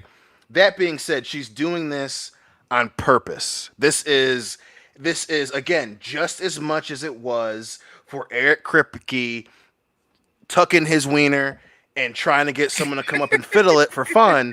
She knows that she's wrong. And she's assuming, and we have said this multiple times, they all think that you are dumb. And she's assuming that the people, and she might be very right actually, who go to that website are dumb. They're not going to Google it. They're not going to research it. They're not going to recall back to world history or ancient history or any other class or course that they took. You know, a lot of people who do and who did partake in those are going to call her out. But she knows 90% of her audience isn't going to do that.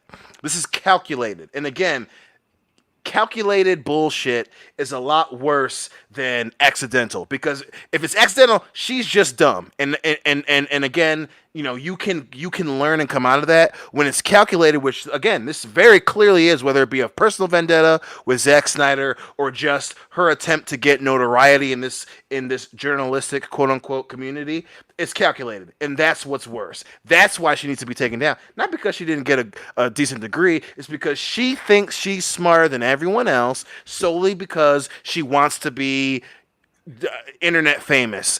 And that's where these people need to be called out for that shit. That's more dangerous, because Billy Joe, who reads all this bullshit and doesn't have an independent bone in her body, is going to read this and say, hey, oh my God, she's right. I don't have to watch this movie and form my own opinion. I'm going to go based off her word, and she's going to, you know, who knows the damage that's going to do. That's why she needs to be called out.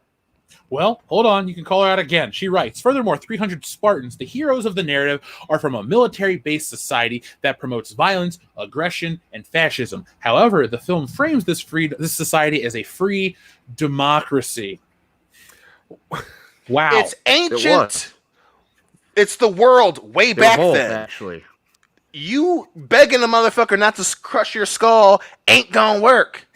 This is thousands of years ago, where things were brutal and they hurt. And one reason why the Spartans, that you know them today, is because they were brutal and they were hurt. People have the luxury of judging them retroactively because they lasted for forever.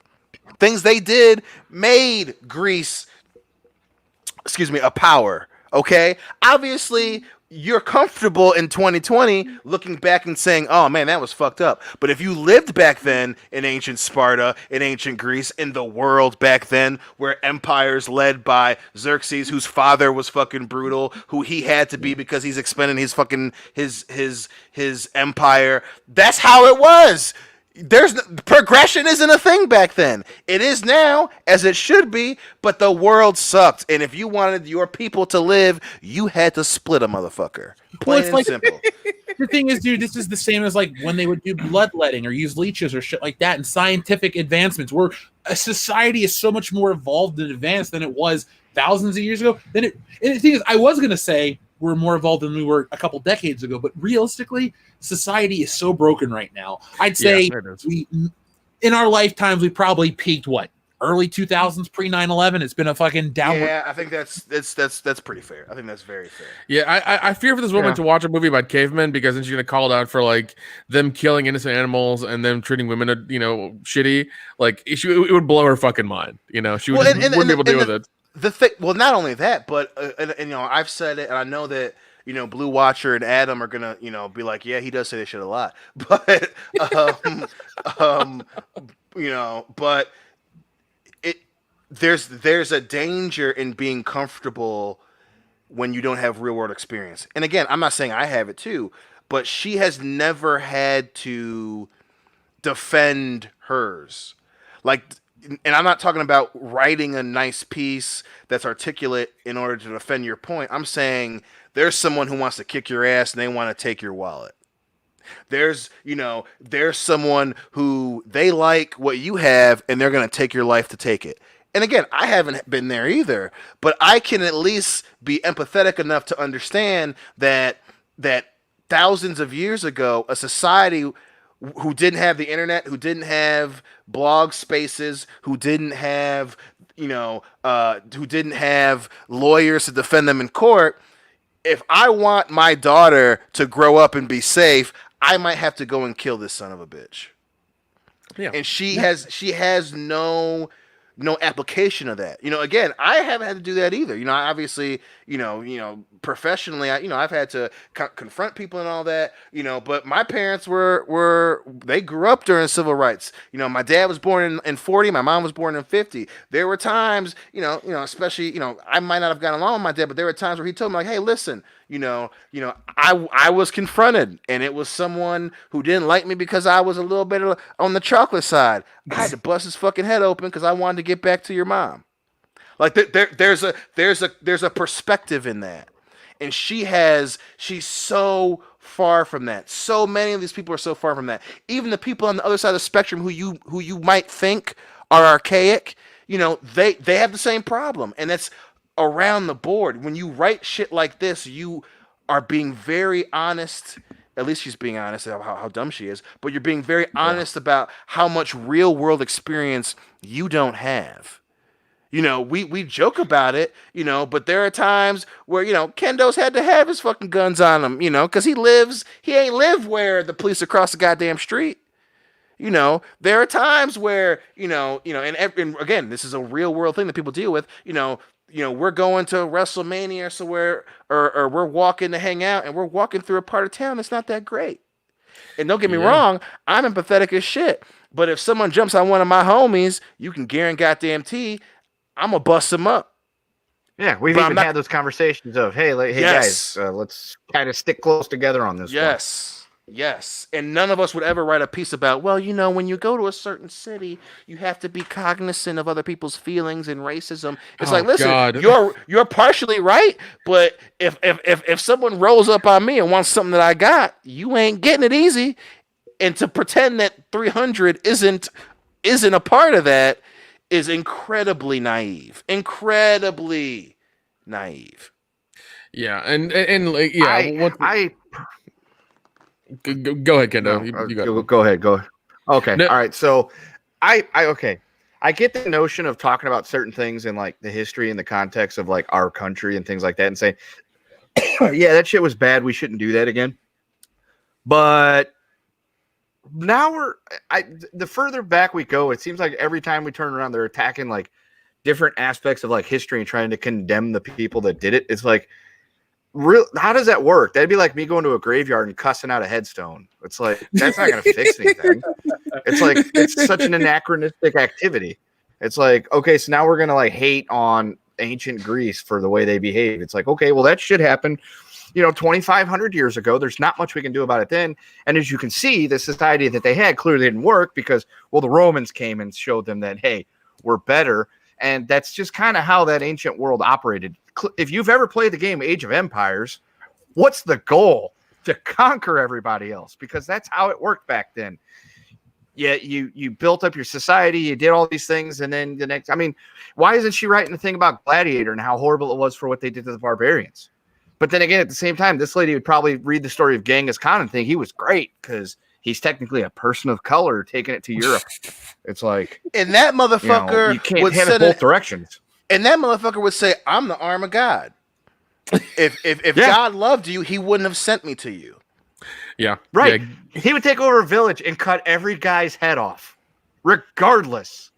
Well, actually, never mind. She probably would love that part, but then he would do a lot of awful things to the women, and well, but not only that, but he would a lot of times. There. And again, I don't want to get into all that either. But that's a perfect example because, and she probably would say, and again, to your point of yelling at a tombstone, there's a difference between objectively assessing what a past civilization did and learning from that and retroactively judging them for it. Obviously, no one's going to say everything they did was right. But again, context. We say it all the time on the show. Context matters. When you don't have a cell phone to call your lawyer and say, hey, these guys shouldn't be coming into my country, and it's you have to deal with what you see, and you got to send a motherfucker on horseback to go tell everyone else what's going on. You do what you have to survive. You bringing up Genghis Khan is a great example. People who actually enjoy history will say, yeah, he doesn't get the credit that he deserves. And part of it is because of him not being white. But also, those same people are never going to say that Genghis Khan was a stand-up guy who would sit on a bus and quietly protest for something he believes in. That motherfucker was an emissary to a city, and if there was, I can't remember where, but there was a city that killed his emissary and sent the emissary back with his head off, and he fucking sent his forces down there and murdered them and killed them and enslaved their population and salted their land so people couldn't fucking use it. But he did it because, hey, you killed one of my men. So obviously everyone can say, hey, that part, you still got, you have loyalty, but hey, Genghis, did we have to enslave them and salt their lands? It's context. Well, yeah, it's fucking context. That's I didn't know that, man. He was a gangster. He's an OG, man. Like he doesn't. It was all about sending a message to the next town. If you're sitting in town over and you see what happened, you're like, whoa, that did not go well. If he sends one of those people over here, we're gonna roll out the red carpet. We're gonna give him all the food. We're gonna treat him like a king. Get him drunk. Send him back and tell Genghis, these people are cool. They're willing to hang out with us. Right. I don't want that shit happening to me. Look. This whole article, this topic just goes to show me that college degrees mean very little. And I want to make a few more points, and then we're going to move on to the couple of things because we have some fun stuff to talk about. But yeah, don't worry. This is not a shit show where it's like, hey, we're going to dump everything. Look, we're having a great time making fun of the stupidity of this writer. But so I'm going to read a couple quotes, and then I'll ask you guys what we think as we close this out, and then hear what the audience has to say. So now. She writes, along with demonizing these with disabled and different bodies, the film is homophobic, and some of the most homophobic images are intentionally incorporated by Snyder, who seems unaware of how problematic this depiction of gender and sexuality is. Hold on, I'm not done.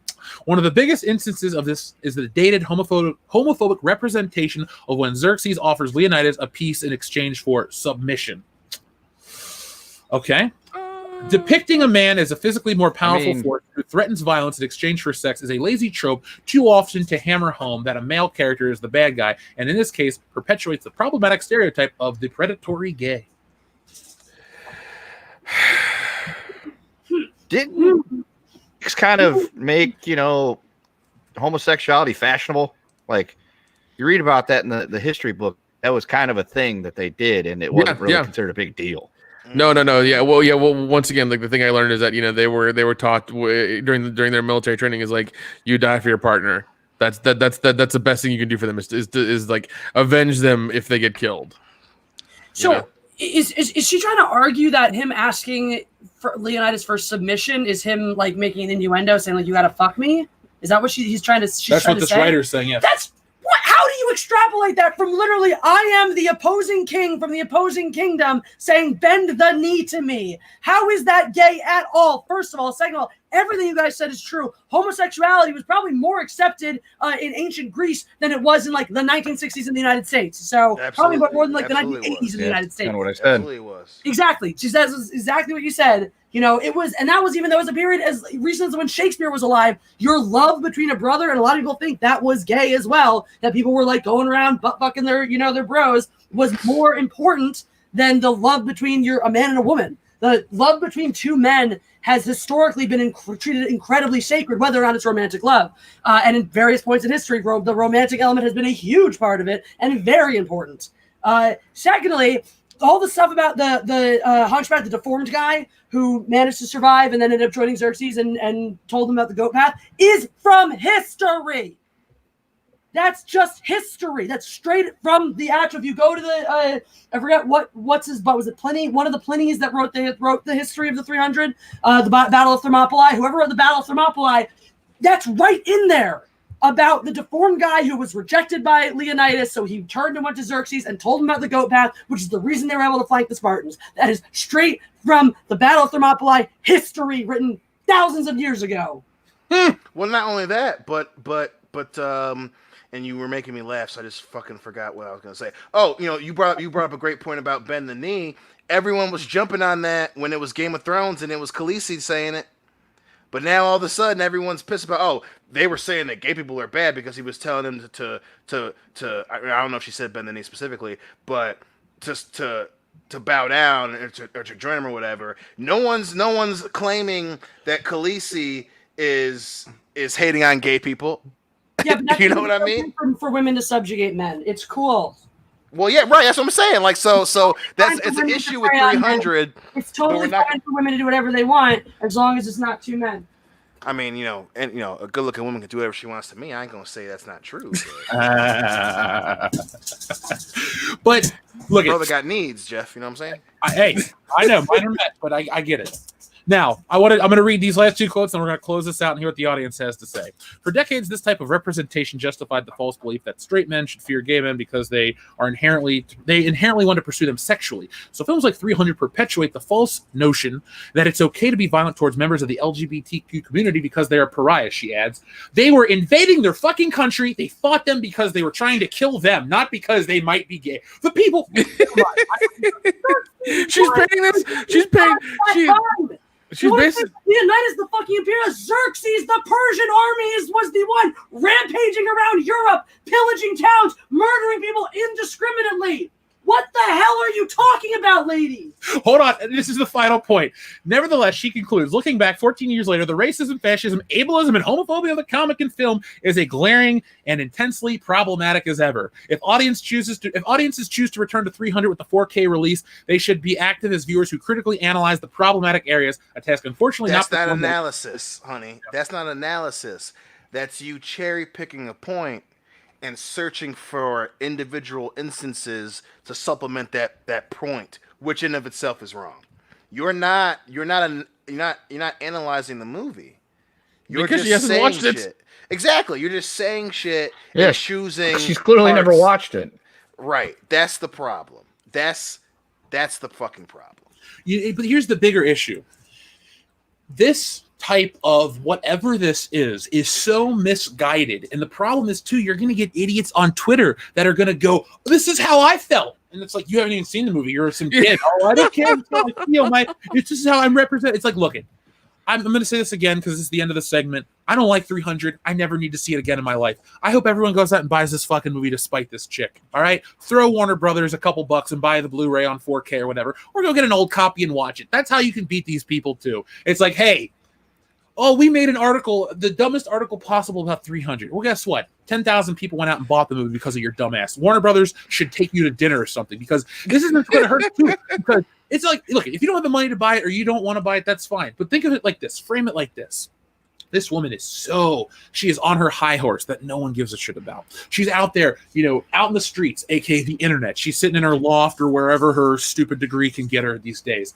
Point is, she's out there fighting for social justice, fighting for equality, literally fighting. This is the fight of her life, guys. This is the biggest thing she will ever do in her life because she is fighting to protect the sanctity of ancient Greece and Rome, even though ancient Greece, excuse me, but she's not worried about the actual historical shit. She's only worried about her feelings. So she wants to frame this film as important to be derided because it is a little closer to historical accuracy than like most of the film actually is. It's funny, she bitches about the parts that are accurate to society or history, but doesn't like the versions that, or doesn't care that it strays. If this person was pissed that it strays from history, fine, I get that. It's a movie, you got to make it more digestible. But if you're pissed off at the things that it did get right, bitch about, go back in time, get in Doc Brown's time machine, and don't come back. No one's gonna miss you.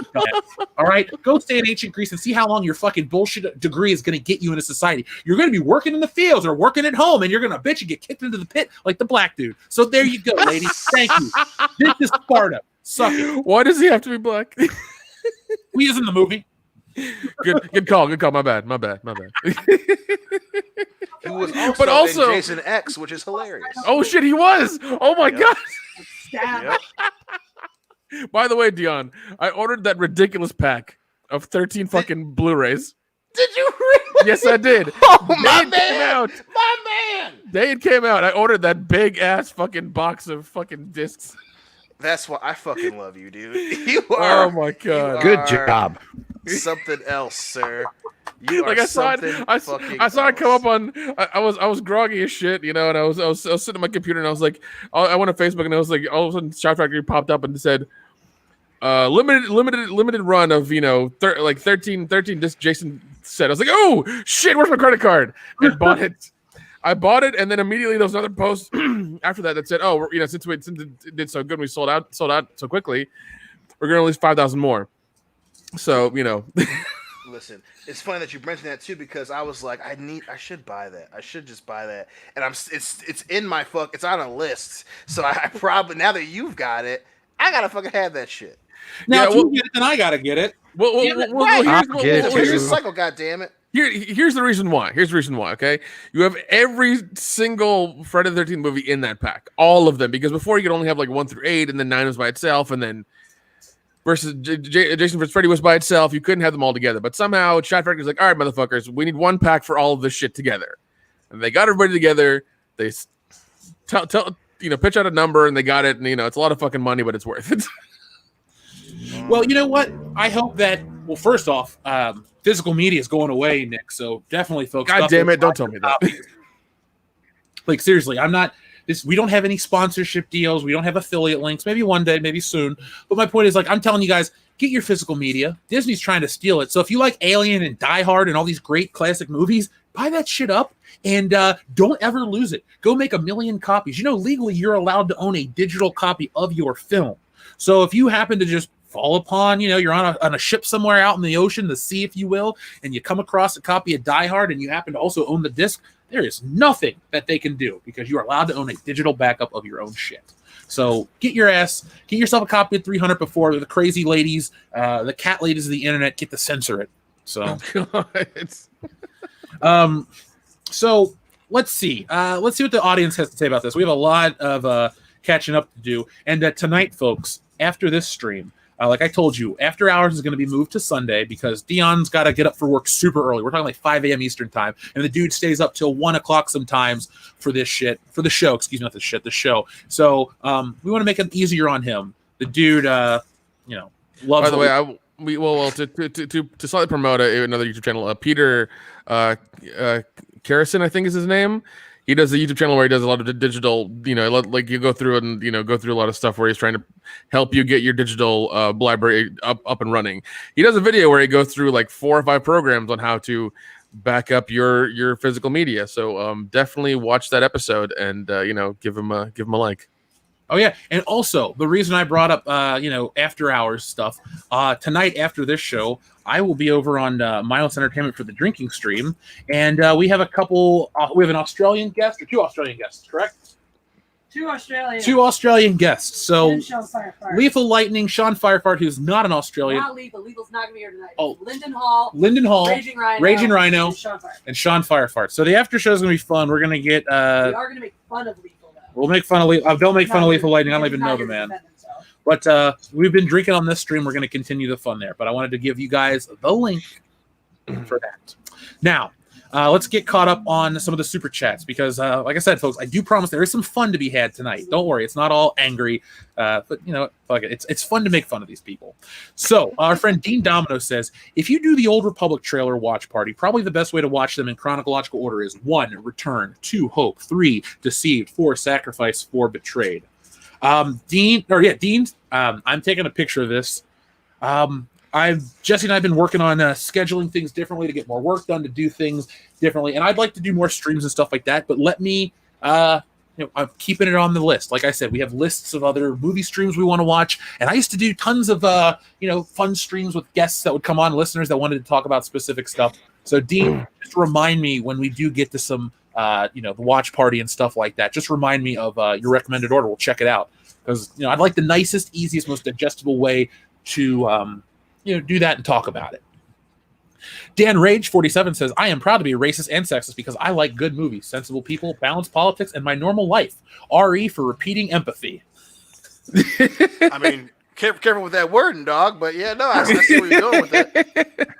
I mean, I was just saying, I agree with you and all that. I just wouldn't, go ahead and start it that sentence that way. Right. Yeah. I mean, yeah. Well, once again, I understand sentiment, but like phrasing. You know what? You don't walk up to somebody and say, "Hey, man, I love my normal life. I'm a racist." Whoa, I'm sorry. What was that? I missed that first part. I like I said, if you do miss, I like it. It fits here. We get it. Thank you, though, Dan Rage. Dean Domino again says, if you guys do want to do stuff based on Warhammer 40K and can't reach Arch, you could try Nick Rekieta or Az from Heel versus Babyface. I've had Az on the channel before. He was part of the International High Council. Very cool dude. Like him. Nick Rekieta of Rekieta Law, definitely well aware of him, but have never interacted with him. So, sure. But I do want to do that with some experts. Because the thing is, that Warhammer stream, we have a listener out there that wants to join as well. So I don't want to leave him hanging. But remember, I don't know any of this. So it's going to be a stream of teaching Jeff about Warhammer 40K. And if that goes over well, we could have other streams. People teach Jeff about, I don't know, Babylon 5, or people teach Jeff about whatever, and people teach Jeff about basket weaving, all kinds of things, Yes, underwater basket weaving. Yeah, the proper way to eat a box of Cheerios. Yeah. Fandom Guard does give an update about our friend Spartan or Private Halo 117. Excuse me. He was helping his sister move out of New York, and he got jumped, and then tried to take advantage of her, and he was shot and stabbed. He may be losing. Sorry. He was helping his sister move out of New York, and he got jumped, and then they try to take advantage of her. He was shot and stabbed. That he may lose a lung, but I'm helping him out because I owe him one from New York. Well, if you're helping out a friend, that's admirable right there, Phantom Guard. Thank you very much. Man. Right? Yeah, man, that's awesome. Wow. Somebody said they're going to release a cut of 300 where they kick Dion into the well. Why Dion? Why Dion? What? I thought y'all loved me. What the fuck? You're playing into that lady's argument now. Don't do that. TLJ Screwjob says, not a mean question. What are the worst movies, and make an argument as to why we should watch them. Okay, so worst movie ever and why we should watch them. I'll give you guys a minute to think of one. I'll start. One of the worst movies ever made is It's Pat. I fucking hate it with a passion. I wish it didn't exist. It offers nothing to society. But if you like SNL films, and if you're a completist and you want to watch greats like Wayne's World and the Blues Brothers and Night at the Roxbury and The Ladies' Man to a lesser extent, It's Pat is right at the bottom of that list, but it's a part of that list, and you should definitely watch it. Available now on VHS. Does it have a Blu-ray release? What? I want to see if it even has a Blu-ray release. It probably doesn't. It was Herodotus that wrote the history, by the way, just in case anyone cares. The Battle of Thermopylae. Herodotus? Yeah, Herodotus. Wrote the Battle of Thermopylae. That was Thermopylae. That was an update from Jesse. Yeah, Herodotus. 2019 Black Christmas is probably the worst movie I've seen. What's the film? 2019 Black Christmas. You want to talk about the wokest SJW fucking movie ever, and the fact that they honeydick you with an old movie that's actually good. That movie, if you are going to watch it, don't give it any fucking money. That's all I'm gonna say. Oh, Damn. I've watched it. I forced other people to watch it, and they kind of hate me for it a little bit, but it's fine. We've we've been hurt by it now, and it's just a dumb SJW cringe fest of everything that is wrong with 2020, made in 2019. And Now- man, it's I don't know. It's just bad. It's really bad. let's play a game real quick. Nick, you'll have to go back and do it. We're going to say whose film was the biggest flop, and I think I'm going to win. Because with a budget of $8 million, It's Pat brought in a whopping $60,822. Dude, what? Jeez. It's a five-figure film, dude. Oh my god! That is painful. Holy shit.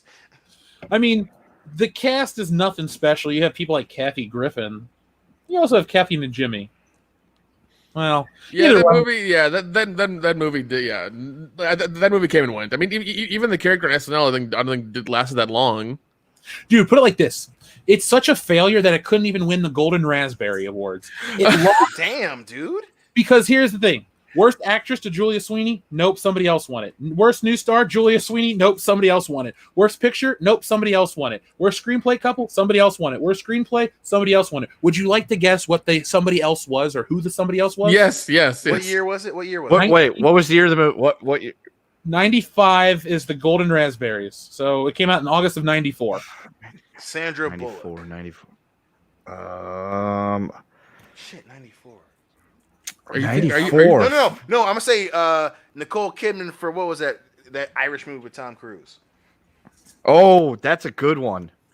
That's a good one. I'm just gonna say because I don't have a guess because I can't even think of what movies came out in 1994. It's one film across the board, and that film is Showgirls. Oh yeah, that was 94. Oh, Oh there my you God. go. Oh that my God. that would be a winner. That would be worse than It's Pat. Oh, jeez. That's good. That's good. Oh. Dion, you're Kendo. Kendo, did you give a list or a film? No, I haven't. I'm trying to think of something worse than what I just want to go to my default of Mother. The only time I've ever actually almost walked out of a movie, and I'll give it this one, Bruno, because Really? I like that movie. yes. See, here's the thing. I love the Ali G show. Like I said, I own it. I own the box set of that. I've got the Ali G in the house movie. It's terrible, but I love it. I could not wait to go see Borat. Borat came out. I went and saw it. I was at Walmart at midnight when it came out on DVD to buy that DVD because I love that movie. Bruno, I was excited for because of the sketches in the show where he made the fashion people look so stupid. I could not wait for this movie. I was like, this is going to be great. But then the word got out that Sacha Baron Cohen is dressed up and going around looking like Bruno, and he showed up at a few fashion shows. And so then it turned into essentially Borat, but as Bruno, and it did not work. And I was just like, this is awful. Although the straight Dave's man-slamming action thing at the end when he trolled all those rednecks, that part I actually was glad I stuck around for it. But like for the first 5 minutes and the last 10 minutes of the movie, I'm like, okay, this is fine. But the whole middle section, I was like, this is just awful. And there's a reason why that is the only thing from him and his characters that I've never bought a physical copy of. I'm like, this is just terrible. So For some don't reason, watch it because I thought you said Borat. You said Bruno. My bad. I was like half listening. My bad. You could. no, Borat's great. I loved Borat. I watch Borat a couple of times a year. Now, Bruno was just awful because of what the expectations were if you were a fan of the Ali G show and what you got. And I was just like, this is just awful. I can't watch this. So I would pick that one because it's real easy. Just if you're a fan of of his work on the Ali G show and all that stuff, you're going to be massively disappointed if you watch Bruno.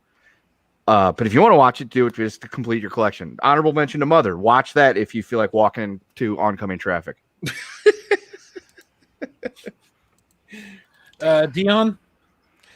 I mean, as far as a bad movie you need to watch for fun, Samurai Cop is up there. I fucking love. I mean, I being the objective, shitty, great movie, 100% watch the movie. I love that movie. Now, in terms of actually bad movie that you need to watch in order to I guess, keep you objective in terms of movies. Sisterhood of the Traveling Fucking Pants, dude. Not That movie, you Never had saw to it. know it was coming. If don't seek it out, 100%. I don't want to do that to you, but if your girl or whoever wants to watch it, watch it because it will remind you when the rest of the world was all about America Ferrera. That will remind you why not to be. And then just the in general, like any movie where it shows characters being shitty and then that they're somehow likable, watch it because that movie does that. They're all shitty characters doing shitty shit. But they're like, hey, they're friends and they're girls and they're quirky. Da, da, da, blah, blah, blah. It's like you would not be friends with these people. So 100% that has to be. So it's like, but it's like Mean Girls, but with like a road trip aspect to it. 100%. 100%. By the way, to our friend Juan R, don't shit on Glitter. Apparently, that's my favorite movie. So whatever. Yeah, you son of a bitch. At least he's right on the Dick Tracy thing. Dick Tracy's a great movie. I do love Dick Tracy. I fucking love Dick Tracy. By the way, folks, if you're looking for some more Dick Tracy related content, Michael over on Retro Blessing has an excellent video on Dick Tracy. So check it out. It's an older one. It's not going to be right in your feed right away, but type in Retro Blessing Dick Tracy. I guarantee you will not be disappointed by it. And if you go watch it and tell me next week, I'll tell you the story about Dick Tracy and how I ended up in the hospital. That's all I'll say. That's all I'll say. I'm going to read a couple more of these, and then we're going to get into our next topic because we got a few more. Phantom Guard says, well, there are 3 in critical condition and under arrest. The other 3 are in the morgue. He's more dangerous than he looks. Sounds like the guy from Death Proof almost. Well, damn. All I can say is that our friend Private Halo 117 is a kick-ass dude. And apparently so. Apparently so.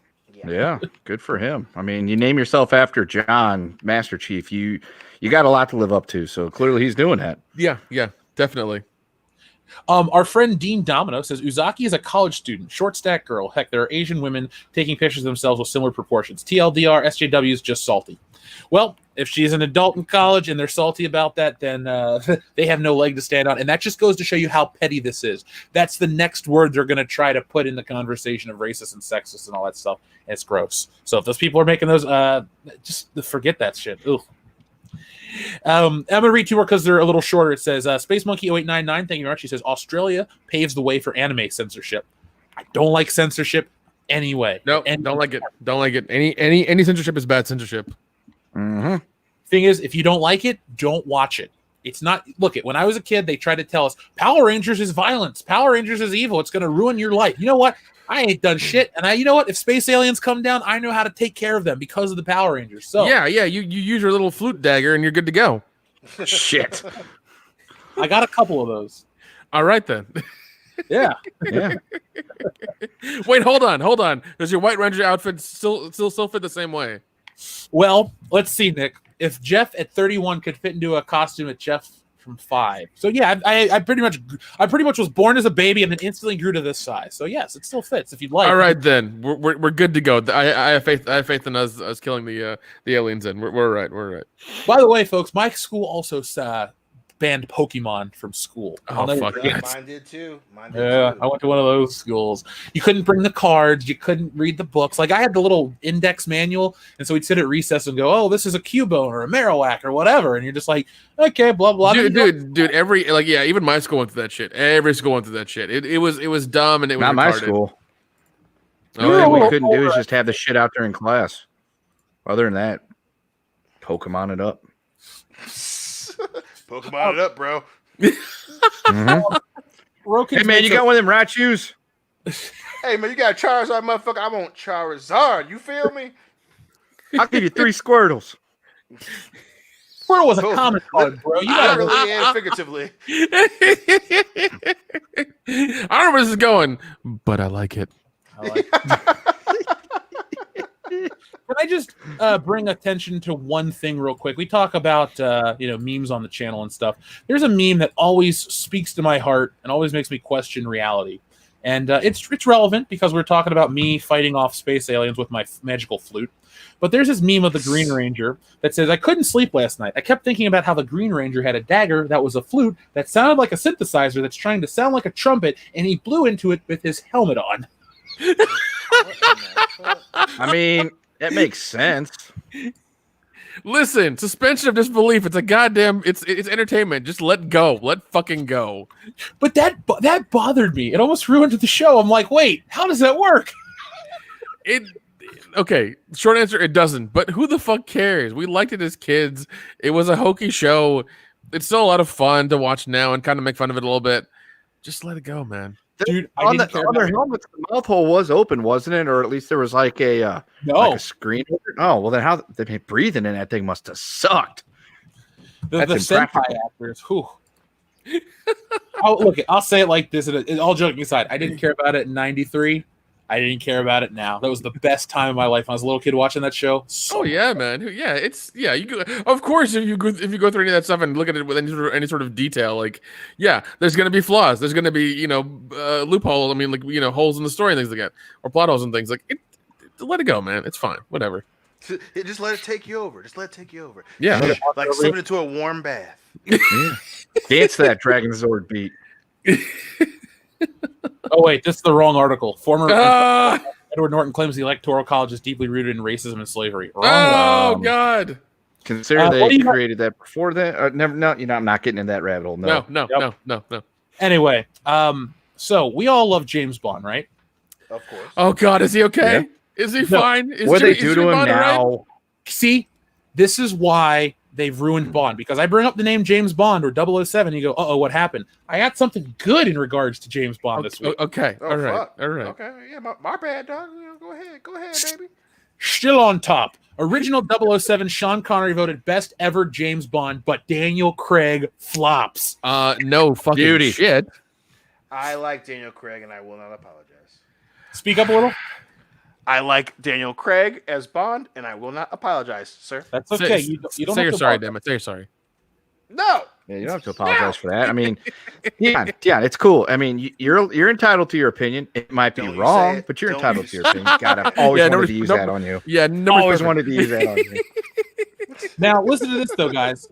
This was a list. There's something that was voted on by fans, and it's very interesting today.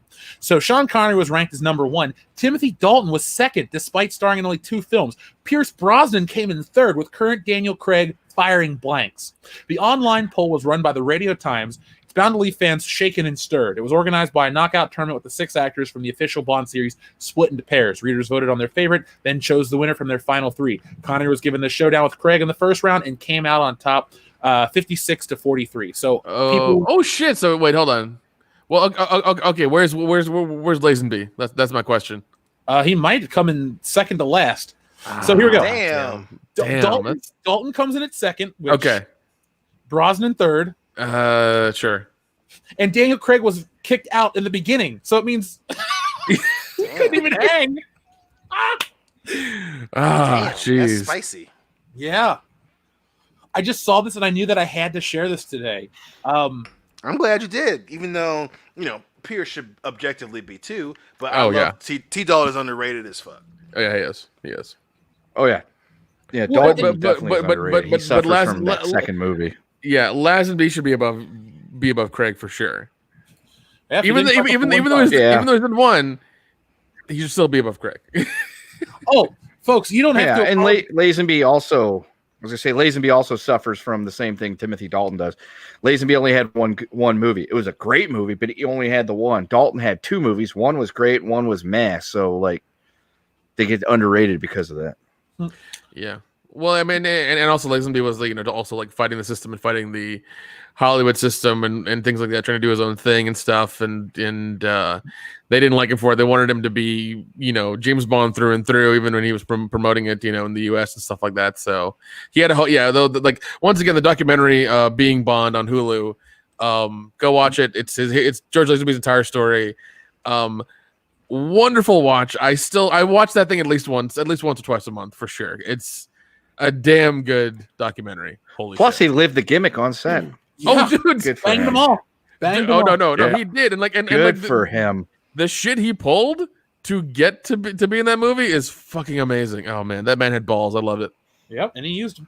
Bob Katarn said about, Jeff, sorry, you're Pierce Brosnan as your boy, but I kind of think Connery is a bit more Bond. I think, go back and listen to our stuff on Patreon. I think Sean Connery is the best, but Pierce Brosnan's my favorite. Like, I don't have any qualms about saying my favorite's Pierce Brosnan across the board. I think he does it. I love GoldenEye. But here's the thing I will say about Sean Connery Bond, and this isn't even a dig at him. The way I do Bond movies is depending on percentage wise. So George Lazenby, 100%. Love his movie. He didn't have a bad Bond. Timothy Dalton, 50% good. 50% great, actually, because I think Living Daylights is one of the best Bonds. Yes. Now, when we get to Brosnan, GoldenEye is my favorite James Bond movie. But Tomorrow Never Dies and The World's Not Enough are pretty good. I hate Die Another Day. So Brosnan is 75%. Now, Connery, though, Dr. No, From Russia with Love, Goldfinger, Thunderball, all fantastic movies. You Only Live Twice sucks, and most people give it a pass because of the hidden volcano layer. Go back and watch it. He gets plastic surgery to look like he's Japanese. It's really long in the tooth. It's a stupid plot. And then Diamonds Are Forever is a garbage dog shit movie. So off the top of my head, I don't know the percentage, but I hate Diamonds Are Forever, and I hate You Only Live Twice pretty much. So that being said, though, the first 4 in a row, fucking 10 out of 10, nobody else has that kind of track record. Roger Moore, one great one, a crappy one. One really good one, the worst one. One good one, the other worst one. And then The View to a Kill isn't as bad as everyone says. But, this article, this list, this poll, I agree with it. Well, I think the only thing that saves A View to a Kill is the song. Yes, but don't tell people publicly. Just our friends, just the 733 people watching and the 12,000 that will watch in the following week. Don't tell anyone else, though. We have to keep it a secret, Nick. Just between us. Don't even tell. Yeah, sure thing, man. Sure thing. I tell nobody, man. I tell nobody. I know snitch. Undercover. But there's really not a bunch to say about the Bond thing. I just wanted this as a fun, nice way to shake things up a bit. Sorry, I said it. So, would you? No apologies needed. Yeah, man. Would you like to go into the next little trend of our show? Now, I got a question for you. Okay. Yeah. Okay, so we're all. Well, Dion, you'll be 30 this year, right? No, you turned 30 last year. So we're all in our 30s. We all grew up watching similar shows. How do we all feel about The Fresh Prince of Bel-Air? Love it. It's a good show. Fantastic show. Now, when I say Fresh Prince of Bel-Air, what do you think of? Personally, I always think of the theme song. I love it. It's my favorite TV show. Yeah. The relationship between Will and Uncle Phil and the whole family and everything he had to go through. The thing that always stands out to me is that drug episode. Oh, where, God. Yeah, the one where he's got I guess some speed in his locker, and then Carlton takes it and goes to the hospital, and then he gets yelled at. That there's an emotional scene between him and Uncle Phil, and he's got to be like, "Listen, I fucked up, man. I'm sorry. I fucked up. I didn't want to hurt him, but it happened." So like that. Those I think it's either 1 or 2 episodes connected. That segment always gets me every time. So, how do you guys feel about The Fresh Prince of Bel-Air being rebooted as a drama? Hold on. Terrible idea. Hold on. Is Jordan Peele doing it? Terrible idea. Is Jordan Peele doing it? Well, hold on. Let's look. Let's look together. So this is from the Hollywood Reporter. This isn't, we got this covered or some other bullshit rumor that pulls a random rumor from the rumor mill of space that we're hoping happens. This is real. This is happening. Yeah. Fresh Prince of Bel-Air reboot in the works at, I guess, whatever. So now this is based on this viral trailer, but now people are currently doing stuff with it. So The Fresh Prince of Bel-Air is being described as a dramatic take on the beloved 90s comedy that catapulted Smith into stardom over 6 seasons, starring as the street-smart kid, Will Smith, who moved from West Philadelphia, where he was born and raised. I'm just adding this part, because on the playground is where he spent most of his days. I cannot... Yeah. When I went to Philadelphia with Jessie, and she's talking about West Philly, in my mind I'm going, born and raised, on the play... Never mind. It's the best ever. Anyway, so sources tell the Hollywood Reporter that a new Bel-Air has been in the works for more than a year after the 4-minute clip went viral that was posted in March of 2019 and caught Will Smith's attention. Cooper, a Fresh Prince superfan, created this and directed the trailer that reimagined the series as if it were a drama. He will co-write the script direct, and be credited as co-EP. It's currently being shopped to streamers in a production between Smith's Westbrook Studios and the original producers Universal TV. Sources tell The Hollywood Reporter that Peacock, Netflix, and HBO are among the streamers who are bidding on the potential series. HBO Max is currently the streaming home for the original. Does this go to show you that we are creatively bankrupt? Yes, this right here. Yeah. This is the exact same shit as if they were going to take Fresh Prince of Bel-Air and gender swap it, or make it, or race swap it or whatever. This is the exact same shit. They're just making it a different tone. So instead of making it like this sitcom comedy drama thing, they're making it a heavy drama. And it's like we don't fucking want that. We don't need that. You're not understanding the essence of the show and the way it was. You're not understanding that fact. You're missing the whole point of it. And to make this is just kind of pissing on the old show, really, and saying that, oh, it wasn't good enough, we're going to do it better. That's what it feels like to me anyways. And I don't like it. I don't either. Dion, what do you think? I think it's dumb. I fucking hate it. Again, there's this need to redo kid shows or shows about teenagers and make it serious, outright serious, is ridiculous, utterly ridiculous, and I hate it. I absolutely hate it. I don't know why things just can't be funny, but it drives me insane. It absolutely drives me insane. You don't have to do all this shit. And take something that people loved in its comic original form, and then serious. This is the next logical step. No, it's not, dude. It's fucking not. I hate that. Kendo, anything you want to add? It's just, again, yeah, it goes to show just how out of ideas the film and TV industry is. It's like, we have to take something from 30 years ago and we need to update it for today. No, you don't. That stuff worked 30 years ago because of where everything was 30 years ago. It's not going to work today. And if you turned it into like a drama, I mean, Fresh Prince of Bel-Air was a sitcom, but there was a lot of drama that did happen on the show, and that's what made the show really good. Is you could have those lighthearted ha-ha moments, but then they could also get really serious like that for a while. I mean, the part where Will Smith's upset and wanting to know why his dad didn't want him. There's drama. You can't pull that off. It's not going to work if you try to reboot the show and say, we're going to make it a serious drama. Who the hell wants to watch that? The world sucks enough as it is. I don't need to be brought down by TV. Exactly. Thank you. Yeah. Dude, all I want it to do is like sit down and watch the original Fresh Prince of Bel-Air. You just watch the show on HBO and enjoy it and realize how great things were. I'm one of the kids, I did grow up watching the show. I saw every episode not when it debuted on NBC, but I watched them through syndication every night at 6 o'clock, channel 64 in Cincinnati. It's still there. I think it actually went back to Star 64, but I loved that show. I swore by it. And the thing is, you brought up the drama. They had so many real moments. Remember the time where the woman tried to say Carlton was the baby daddy and was going to take him for a ride for all the money?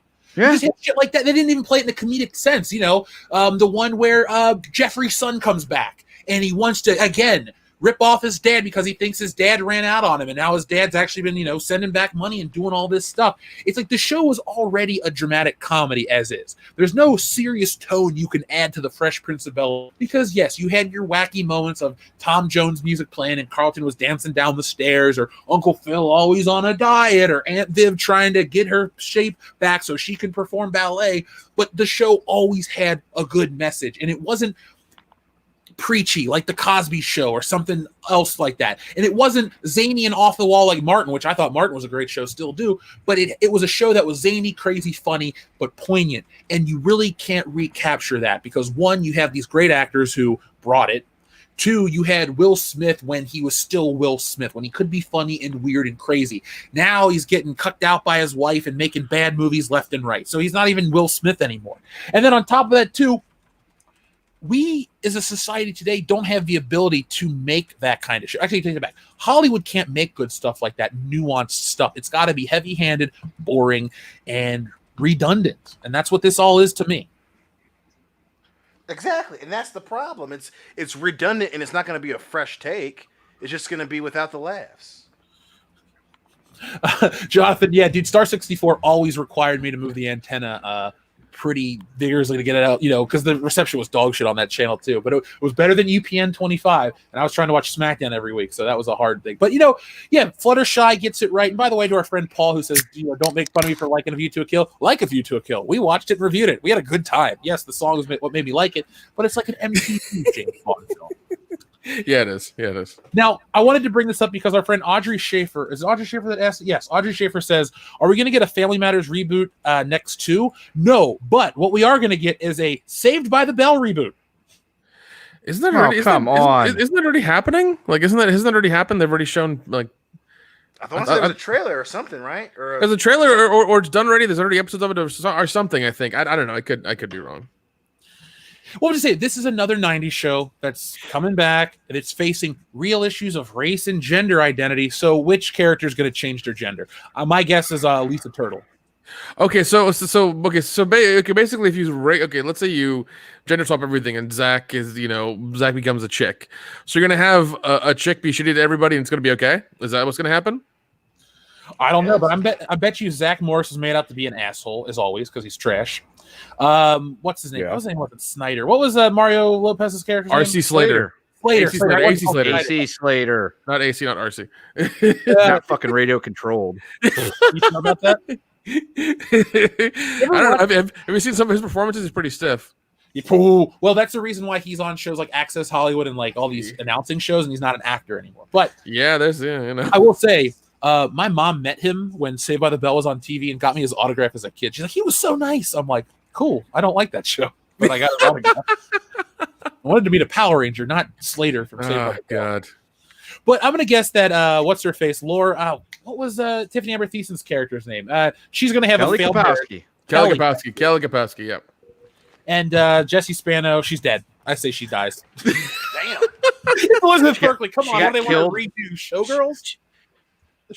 She went out to become a dancer in the Vegas Strip and OD. That's gonna be her story arc. Don't cry for me. I'm already dead. Yeah. Damn.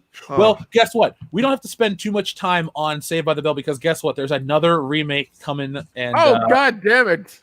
this one's a film. Zac Efron to star in a 3 Men and a Baby remake for Disney Plus. Yes. So it's Stop three it dudes. already. So it's three dudes watching a baby as they get shit on because they're three dudes with a child. It's like, oh, what are you doing to that kid? Yeah. Why are there three dudes and a baby in this apartment? What are you guys doing? Like, it's gonna be that fucking movie. Why are you remaking this? First off, I think Leonard Nimoy directed the original, right? You're not going to. I don't know. I'm pretty sure Leonard Nimoy directed. I'm gonna look that up because that's funny. Yeah. Let's see. Who did, you look it up? I'm afraid to look it up too. Yeah, Leonard Nimoy directed that shit. So Mr. Spock made this. So unless Zachary Quinto directs this one, I don't want to watch it. But secondly, hold on, Jeff. Hold on. Jesus, man. Come on. why does this exist though? Does anyone on the planet think that Steve Guttenberg, Tom Selleck, and Ted Danson weren't good enough? No, this is once again what we've been seeing for the past, I don't know, fucking 15 to 20 years where Hollywood is fucking they have no more ideas. That's why we're getting remakes and reimagines and prequels of shit because they have no idea what the fuck they're doing. They don't want to give any money to anything original because they're afraid that it might not go anywhere. They might not, get that franchise that gets 10 movies that, makes, that they get to milk for, the end of time. That's what they're afraid of. They don't want to do that. They'll just take these things and redo them with modern characters of people that that kind of bring in people to watch it, and that's it. They don't really care. Well, this is all like Fuller House. The two shows remind me of Fuller House. Nobody respects Fuller House. The original show is a joke these days. Is it even still running or is it over? It ended, thankfully. Fuller House ended on June 2nd of this year.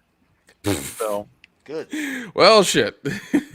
No, thank God. That's the right phrase. Oh, 100%. I mean, even what is it? Girl Meets World, I think, ended as well. I don't think that's on either.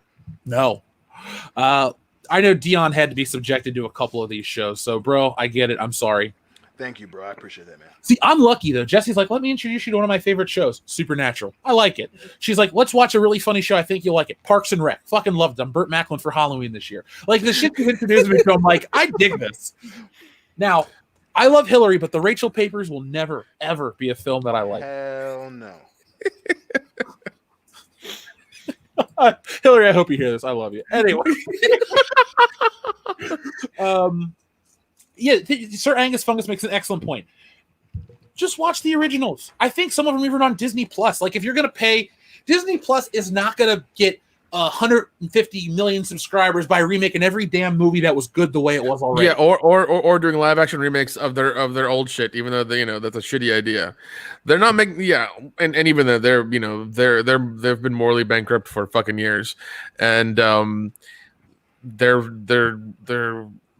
not making any money now because of what's going on. So they're just trying to throw as much shit at the wall as they can. So, well, none of it's sticking though. No, none of it's sticking. Because a couple of years ago, they did reboot Sabrina the Teenage Witch. It was on Netflix, right?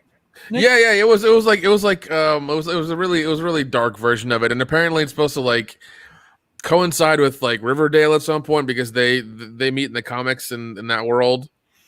But who the fuck knows? I mean, one's on CW, one's on How Netflix. does it coincide with Hymendale? That's what people want to know.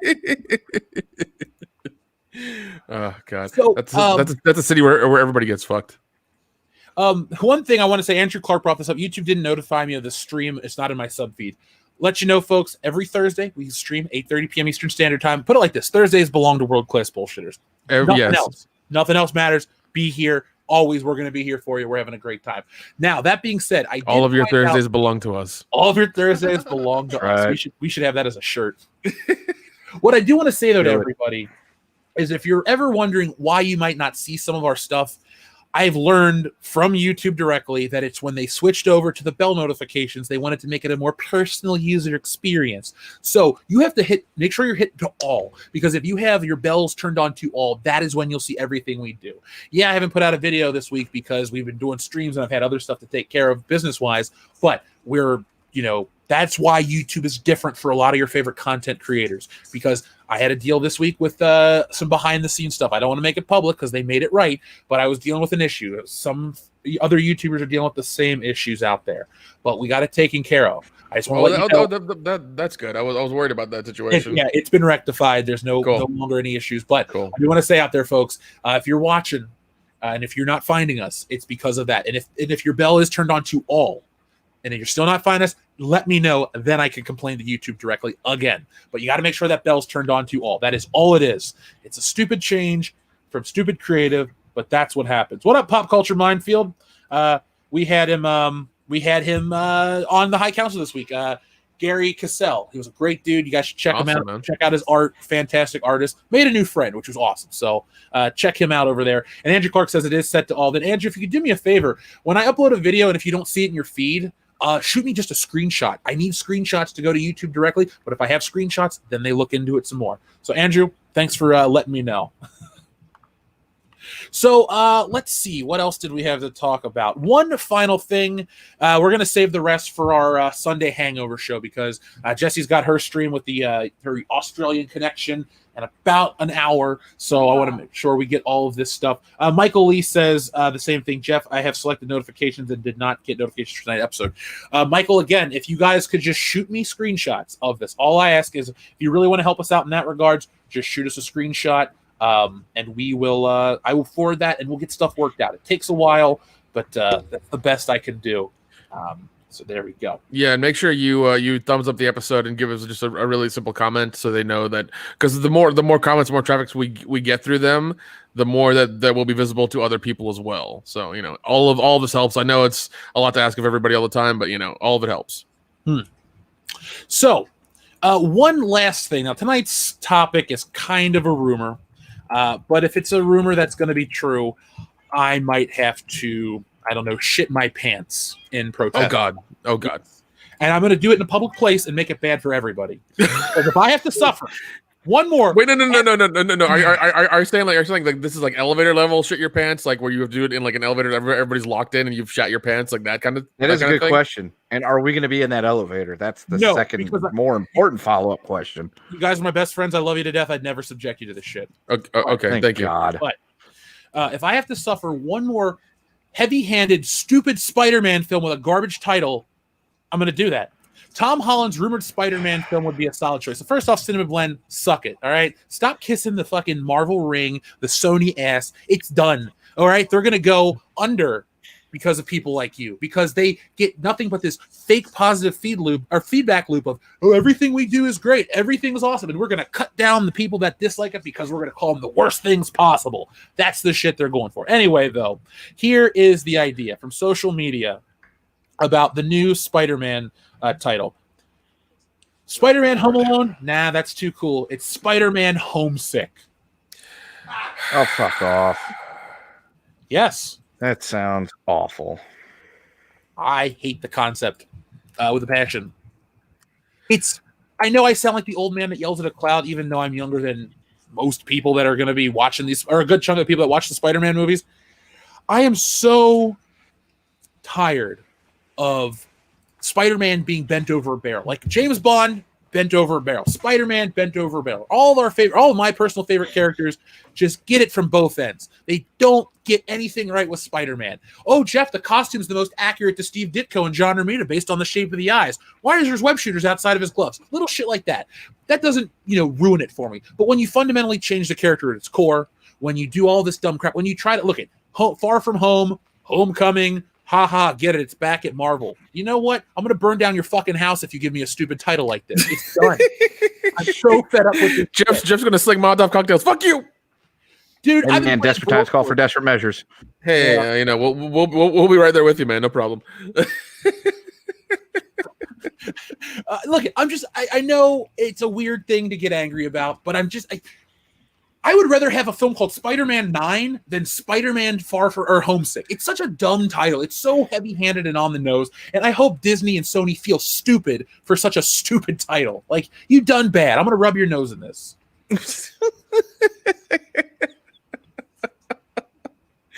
Oh, that's funny shit.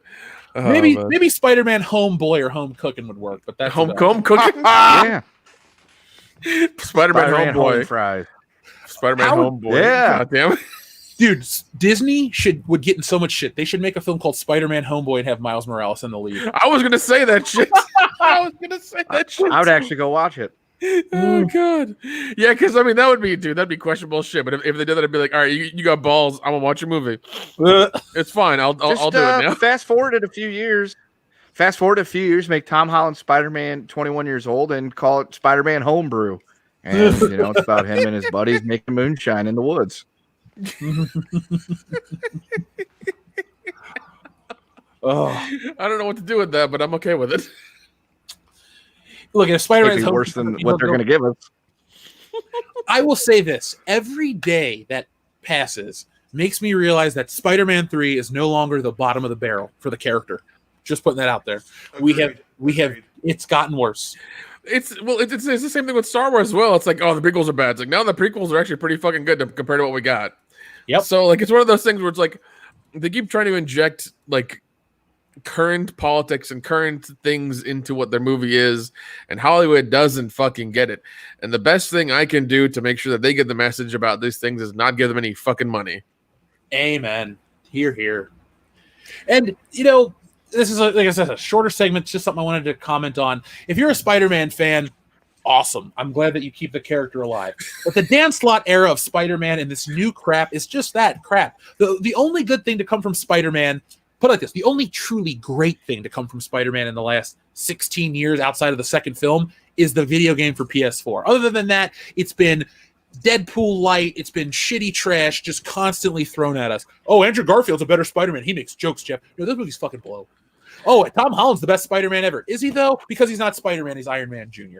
I joined the Spider-Man group the other week just for the hell of it. It's got a couple thousand members on Facebook. And today somebody posted about Spider-Man's not really his own man. He's Iron Man's sidekick. And people were like, the MCU ruined his character. And I'm like, they kind of did. So it's 25 years of or garbage Spider-Man.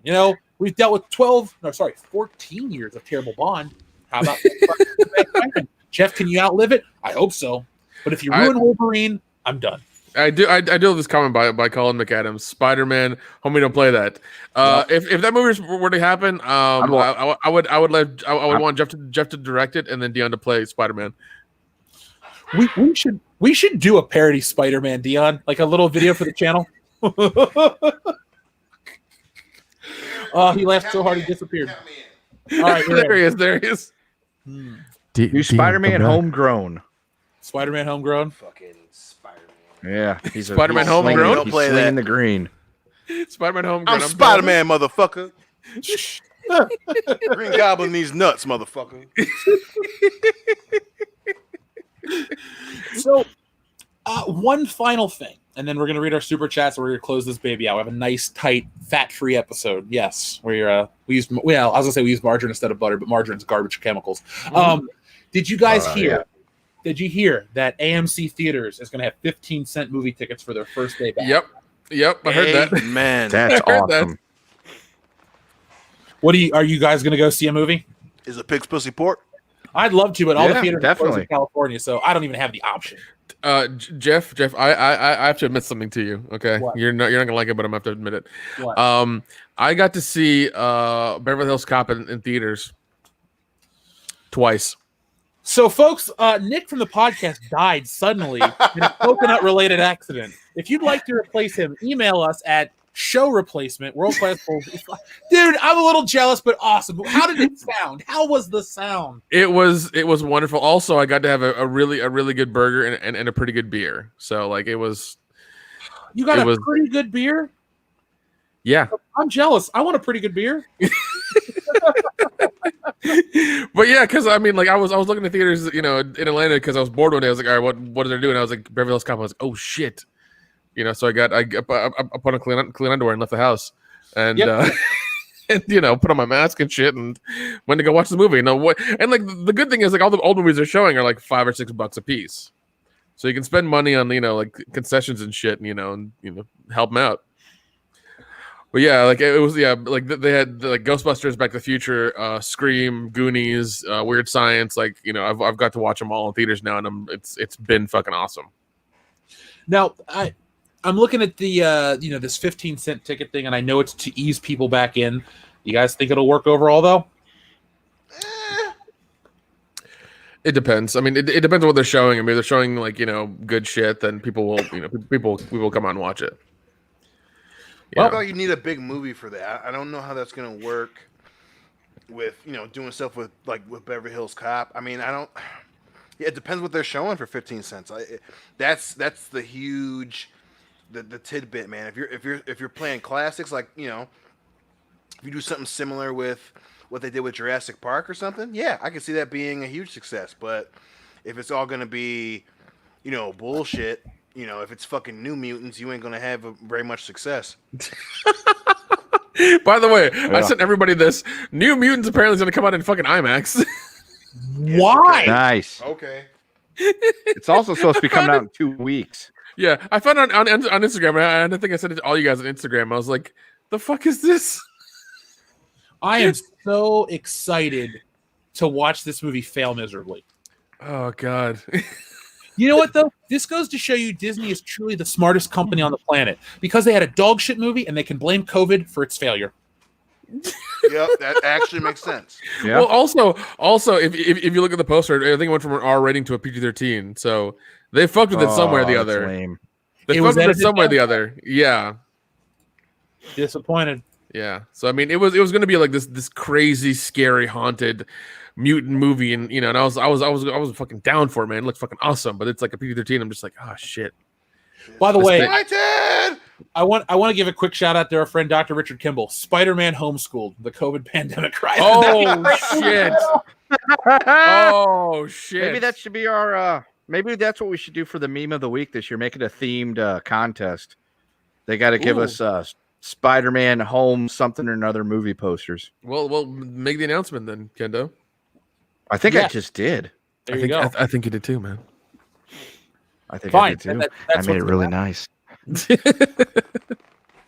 Okay, so there you go. Yes, People in meme of the radio week land. contest for the next week. Spider-Man something home. Do it to it. Come up with a better Spider-Man title than Homesick, but it has to have the word home in it. Mm-hmm. Yeah. So let's read our super chats and then let's see what's up and put this baby to bed. So I want to thank everyone for joining us tonight. We had an awesome stream. Started out hot, ended hot. Very excited, and no technological issues on my end. So that's why I'm super, super happy. So our friend Fat Steven Seagal beat up Ryan Johnson says, "Ignore the grifter chat. It's a meme to start drama." Well, you know what?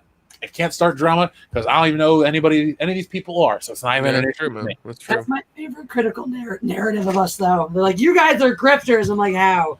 We don't put guns to people's heads to make them give us super chats. We don't force people to watch our videos. Like, you clicked on it. If you're mad and I got ad revenue because your dumbass hate watch my video, that ain't grifting. That's just you being stupid. Ooh. I came to see the drifter. I told that story on air, dude, when you weren't around. Did you really? I told that story on Jesse's stream.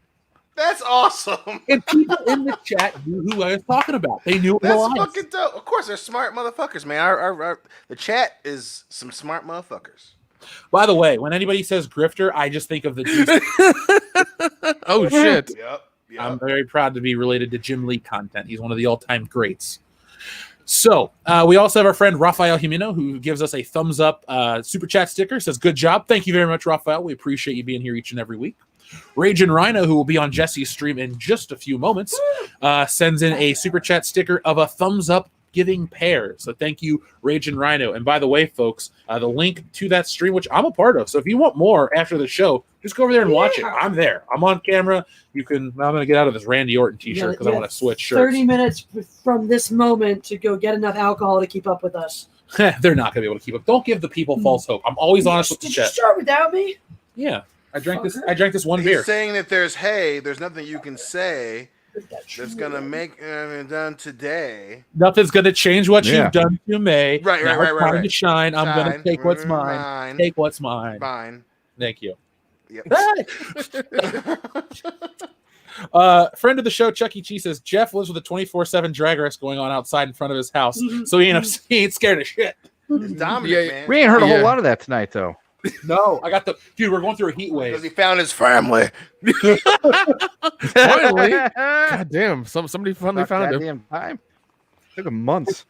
It's funny you say I'm not scared of shit, but this morning yesterday I was in the kitchen and Jesse comes in and I didn't notice. I was like, Yeah, it was hilarious. You had headphones on or something? yeah, I was listening to something. There you are. That's not as good as the best prank we saw. We were watching some just fails and stuff.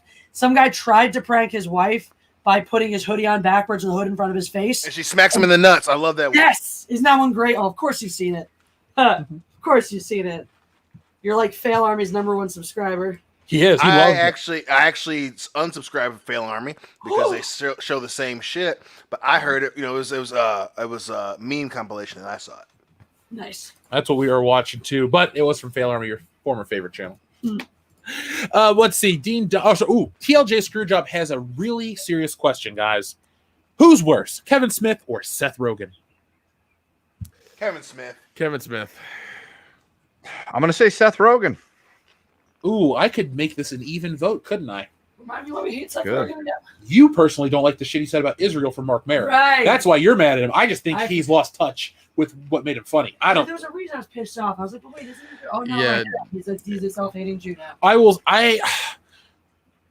will go with Seth Rogen, not to even it out or because of Jesse's concerns. I'm going to go with Kevin Smith being better than Seth Rogen because Kevin Smith inspired me in certain ways to create shit. Seth Rogen's fine. I like his great movies are awesome. His bad movies are bad. But Kevin Smith actually had an impact on me at an earlier age. Seth Rogen's always been a guy. I never bought his shit and wanted to, make movies or anything because of that. Yeah, Smith do make you cry like he cried for The Last Jedi? Kevin Other Smith, words that rhyme with I? look it. Kevin Smith made Yoga Hosers, which is the worst movie I've seen in a while. But, he also he created Jay and Silent Bob, which they're up there as one of the all-time movie duo greats. So I can't shit on that. Dogma's the shit. And Dogma is the shit. Yeah, I would argue that the shit that Kevin Smith has produced is half of him trying to be a grown up and get away from his View Askew universe. The other half of it's trying to like help out his friends and his daughter. And you can't, you don't have the Midas touch for everything. He does in the View Askew universe. He doesn't outside the View Askew universe. And I think he's learned that, and that's why he did the Jay and Silent Bob reboot movie. Yeah, well, Which was actually not bad. Well, I mean, he never really had the Midas touch. He almost did. I mean, look at Tusk and Yoga Hosers. Tusk was ridiculous. Yoga Hosers didn't make any fucking sense. And I think the last movie he did before that was what, Red State or whatever. Red State was actually pretty good, and it was his like heavy drama horror movie thing. Which and then I'll take Red State, and then as much as I love the movie, I will raise you Cop Out. You fucking couldn't work with Bruce Willis. Yeah, you pay him money, and then he does what you tell him to do, and you fuck that up. You had Tracy Morgan and Sean William Scott. I can't forgive that shit. Don't get me wrong. I love the movie because how crazy it is. But come on, dude. You also love Dark Fate, bro. So let's just keep it all. Hey. Yeah. We got one in. Just one tonight, folks. Like Spider-Man says, everybody gets one. They got me. Just when I think that I'm out, they pull me back in. Dean Domino says, I'm afraid that SJW started their infiltration into anime/manga years ago. Can only hope Japan sees our mistakes and fights infections off quickly. Well, I believe that Japan is one of the few places, the gaijins is what they call the outsiders, correct? Isn't that the phrase they use? I don't think Japan's gonna fold to whatever whim American or Western politics are following right now. If anything, they'll find a way to do it. No, look that's the message, or that's the course that we're taking. We're gonna make fun of this shit to the nth degree. Like some of the stuff we've been talking about behind the scenes. We're going 2018 mode where we're savage. We used to make fun of Scott Mendelssohn's hairline, but now I'm like, it would suck to be bald, so I'm gonna pull back. Nope, back to that's jokes across the board. So if you thought like the way we talked about the stupid lady earlier was kind of savage, it's gonna get a little harsher because I'm tired of this crap. Seriously, I'm just tired of the SJW infection or whatever you want to call it. It's all garbage. I've had nothing but bad times with it. So yeah, 100%. I mean, the best thing you can do with any of that stuff is if you see it, don't buy it. Don't tell your friends about it. Don't even talk about it. Don't say, hey, I found some bad shit here. Don't buy this. Like, don't post about it. Don't say anything about it. Don't give it any sort of clout or credit at all. Nothing. Well, isn't the old thing see something, say something, or whatever?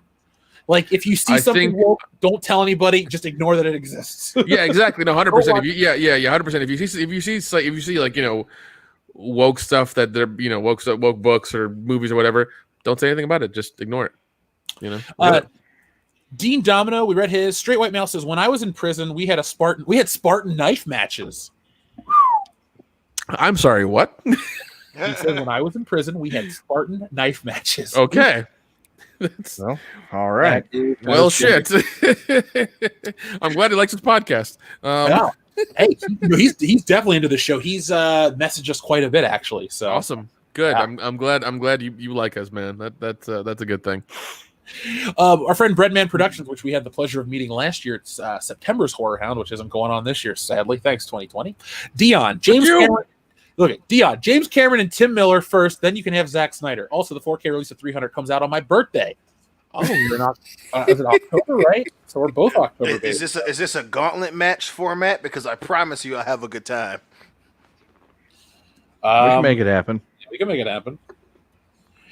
We have our friend Miguel Olmo. Thank you very much, Miguel, for everything. He says, speaking about Frank Miller, he worked on another similar or smaller comic, Big Guy, Rusty and the Big Guy. I remember that one. It's also an awesome cartoon back in the early 2000s, and it's good. You can still get it on DVD. Miguel, sorry for butchering that part, but yes, for the love of Mike, that was the catchphrase. I used to love Rusty and the Big Guy. We need to capitalize off of that and make our own Rusty and the Cundiff. Watch it, right? Sure. It'll be fun, though. So, Miguel, I am well aware of Rusty and the Big Guy, or the Big Guy and Rusty, excuse me. Like I said, I used to watch it. It was on Fox, I believe. It was cool looking, too, because it was weird. I don't want to say Art Deco robot, but it was like an Americanized Astro Boy, and that's not a pejorative at it, or towards it. But yes, Miguel, loved it. And I should go back and watch it. Nick, that's the show I'm actually going to go out and buy. All right, man. Yeah, it deserves a couple of bucks from me. It was really fun. I'm trying to think of other 90s or early 2000s cartoons that I forgot about that I kind of want to buy. I don't want to buy Flint the Time Detective, but I just want to watch that show one more time because it was fun.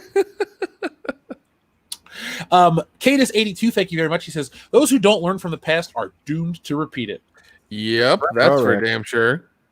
It's funny, and I don't want to sound like the old man here, but it's when the shit that old people say to you when you're a kid that sounds boring and you don't want to hear about it, a lot of it comes true. You're like, well, shit, the old man was right. You know, if we don't pay attention to history, we're gonna be doomed to repeat it. And yes, Gargoyles, Kikoshi. Gargoyles is an excellent choice.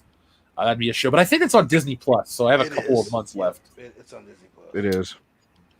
007 Cloud, thank you very much for your generous super chat. Says, LOL, of course they will drink on of course they will dunk on a Japanese property for CP-ish content of fictional characters and not actually call the real stuff on Twitter. Report it ASAP if you see that, guys. Yes, always report that shit. No leeway on anything. You see it, report it. That's fucking wrong. Absolutely 100% wrong. And that's all I'll say about it. 007 Cloud, thank you very much, though. Overkill 161 sends in a poop emoji sticker. Thank you very much, Overkill 161. Some people might mistake it for ice cream. We won't, but we'll feed it to those people who might. Matches Malone, thank you very much again. He says, Jeff, we want to see some Mafex reviews, X-Men and DC. I know you're collecting. Hail. You know, Matches, I would love to do stuff like that. All I ask is that people recommend or request it. That's why we're going to make a Warhammer show happen. You're going to teach Jeff about Warhammer. Maybe I'll become a fan and start painting the models myself, become friends with Henry Cavill, and make Anna jealous. I don't want to do any of that. I was going to make an OnlyFans for Anna, just me in my tank top, you know, fixing computers and painting Warhammer, you know, minifigs. That's it, you know. You should make it even weirder by wearing a Henry Cavill face mask, a la Deadpool from the first movie, which was the Hugh Jackman one. That would be incredible. Oh, that'd be funny shit. Yeah. But all joking aside, Matches Malone, I could do something like that. I would love to, because right above me I have Mafex, Cyclops, Wolverine, and Spider-Man with Jim Lee Hush, Batman on the way. I'll have the Frank Miller one by the end of the year. I'm gonna get, you know, Brown Wolverine. I love the figures. The fact that they're able to take my favorite artists and my favorite characters and make a piece of plastic that looks dead on the drawing version of it, and it's physical in my hand. That's why, you know, it's an easy sell for these Mafex things. That's why some of the Mezco 112 collectible stuff that Dion loves, I respect it, but I'll pass until they make shit based off stuff I love. Like, I don't like their artistic renderings. I prefer, you know, I want to mimic Jim Lee's Cyclops and the X-Men and stuff like that. So Matches Malone, yeah, I will say I do have to sit down and do it. Maybe I'll try to do it over the weekend. On Patreon, my vlog is going to be me building an Optimus Prime model for the hell of it. People watch it and like it. I'll put it on YouTube as well. We'll do some bonus content. It's all about what you guys want. Miguel Olmo also chimes in, who says, one more thing about Big Guy and Rusty. The show is very uplifting entertainment. We don't get any more of that. We don't get any more of that, especially in cartoons. Plus, Tim Curry plays an evil brain-eating alien. Miguel, like I said, I am well aware of the show. I am sold on the show, and I'm going to go take your super chat money. I'm going to go get it on DVD. I'm excited for it. It was a fun show. And you're right, though. Uplifting entertainment really doesn't exist anymore. Can you guys think of something that's uplifting that you watched? It has to be new. You can't say, oh, I watched Ghostbusters on TV, the original one, and it, you know, I felt uplifted. Like something old or new that's uplifting. So, Super Bowl 54. Oh, wait, what? Super Bowl 50? Oh, well, okay, there you go. That counts. Other than that, I can't think of anything TV movie-wise recent. Nope. I mean, if you count Parks and Rec as fairly new, that had a great uplifting ending. But other than that, apparently The Expanse, according to Brian. So, oh shit, no, dude, I'm a huge fan of The Expanse. I've read all, I think the first 4 books, watched 4 seasons of the show at least 5 times. Even read the comics. Like, I'm a diehard fan for that show. Okay. Anybody wants to talk to me about it on Twitter or whatever, like, at me. We'll have a conversation about that. At me, boo. Yeah. Yeah. No, it was during a dark get time. Up in my DMs. It was during a dark time, and I really hated fucking Star Wars, and I was like, I need some sci-fi to watch. And I fell into The Expanse, and I was like, this is fucking awesome, and I've loved it ever since. Brian Kim says the World Class Bullshitters podcast is uplifting. Well, thank you, Brian. I agree. We love ourselves. We agree. Let's see. Fat Steven Seagal beat up Ryan Johnson. Says Karen seeking a manager in a group of Spartans. WTF? Well, she's gonna get a spear, and it's not the kind most people would be okay with. Edge, dude, could you imagine a stupid 300 parody with Edge from the WWE Kendo? That would be actually kind of interesting. Let's see. Acid Blade 21. Thank you, Rich. He says, I know you guys may not be the biggest fans of hentai, but if you were to watch it, which genre would you watch? I myself have been consuming hentai content since 1999. I now have my own manga, anime, and hentai library. I would watch the kind that's still wrapped in its DVD case on its way to the pawn shop. Not my thing. Yeah, No I mean, judgment. once again, we don't kink shame, but yeah, not my thing either. I never you see clips on the internet. Like I saw a Star Wars related one and stuff, but I don't have a preference. I mean, I like art, but you can watch the real thing at the click of a button. So I don't know. I haven't seen it. Dion? Tentacles don't do it for me, bro. Have I seen hentai? Yeah. Oh yeah, I've seen it. It's not my go-to, but yeah. I mean, I know what your go-to is. Yeah, I've dabbled. I've dabbled in that universe, so to speak. Hey, you know what? You're an honest man. That's why people in this community respect you. That's why, man. I try to be, baby. Acid Blade 21. Thank you very much. I will ask, how large is your library? There you go. What are we talking? Does it go all the way? You said 1999. So, are we talking all DVD? Do you have some VHS? Yeah, like are we talking Betamax to Blu-ray? Like what are we talking about here? What are we talking about here? I mean, the only way I'm going to watch it if it's in 4K, so we can see every line stroke. All right. How many U-Hauls would it take to move it?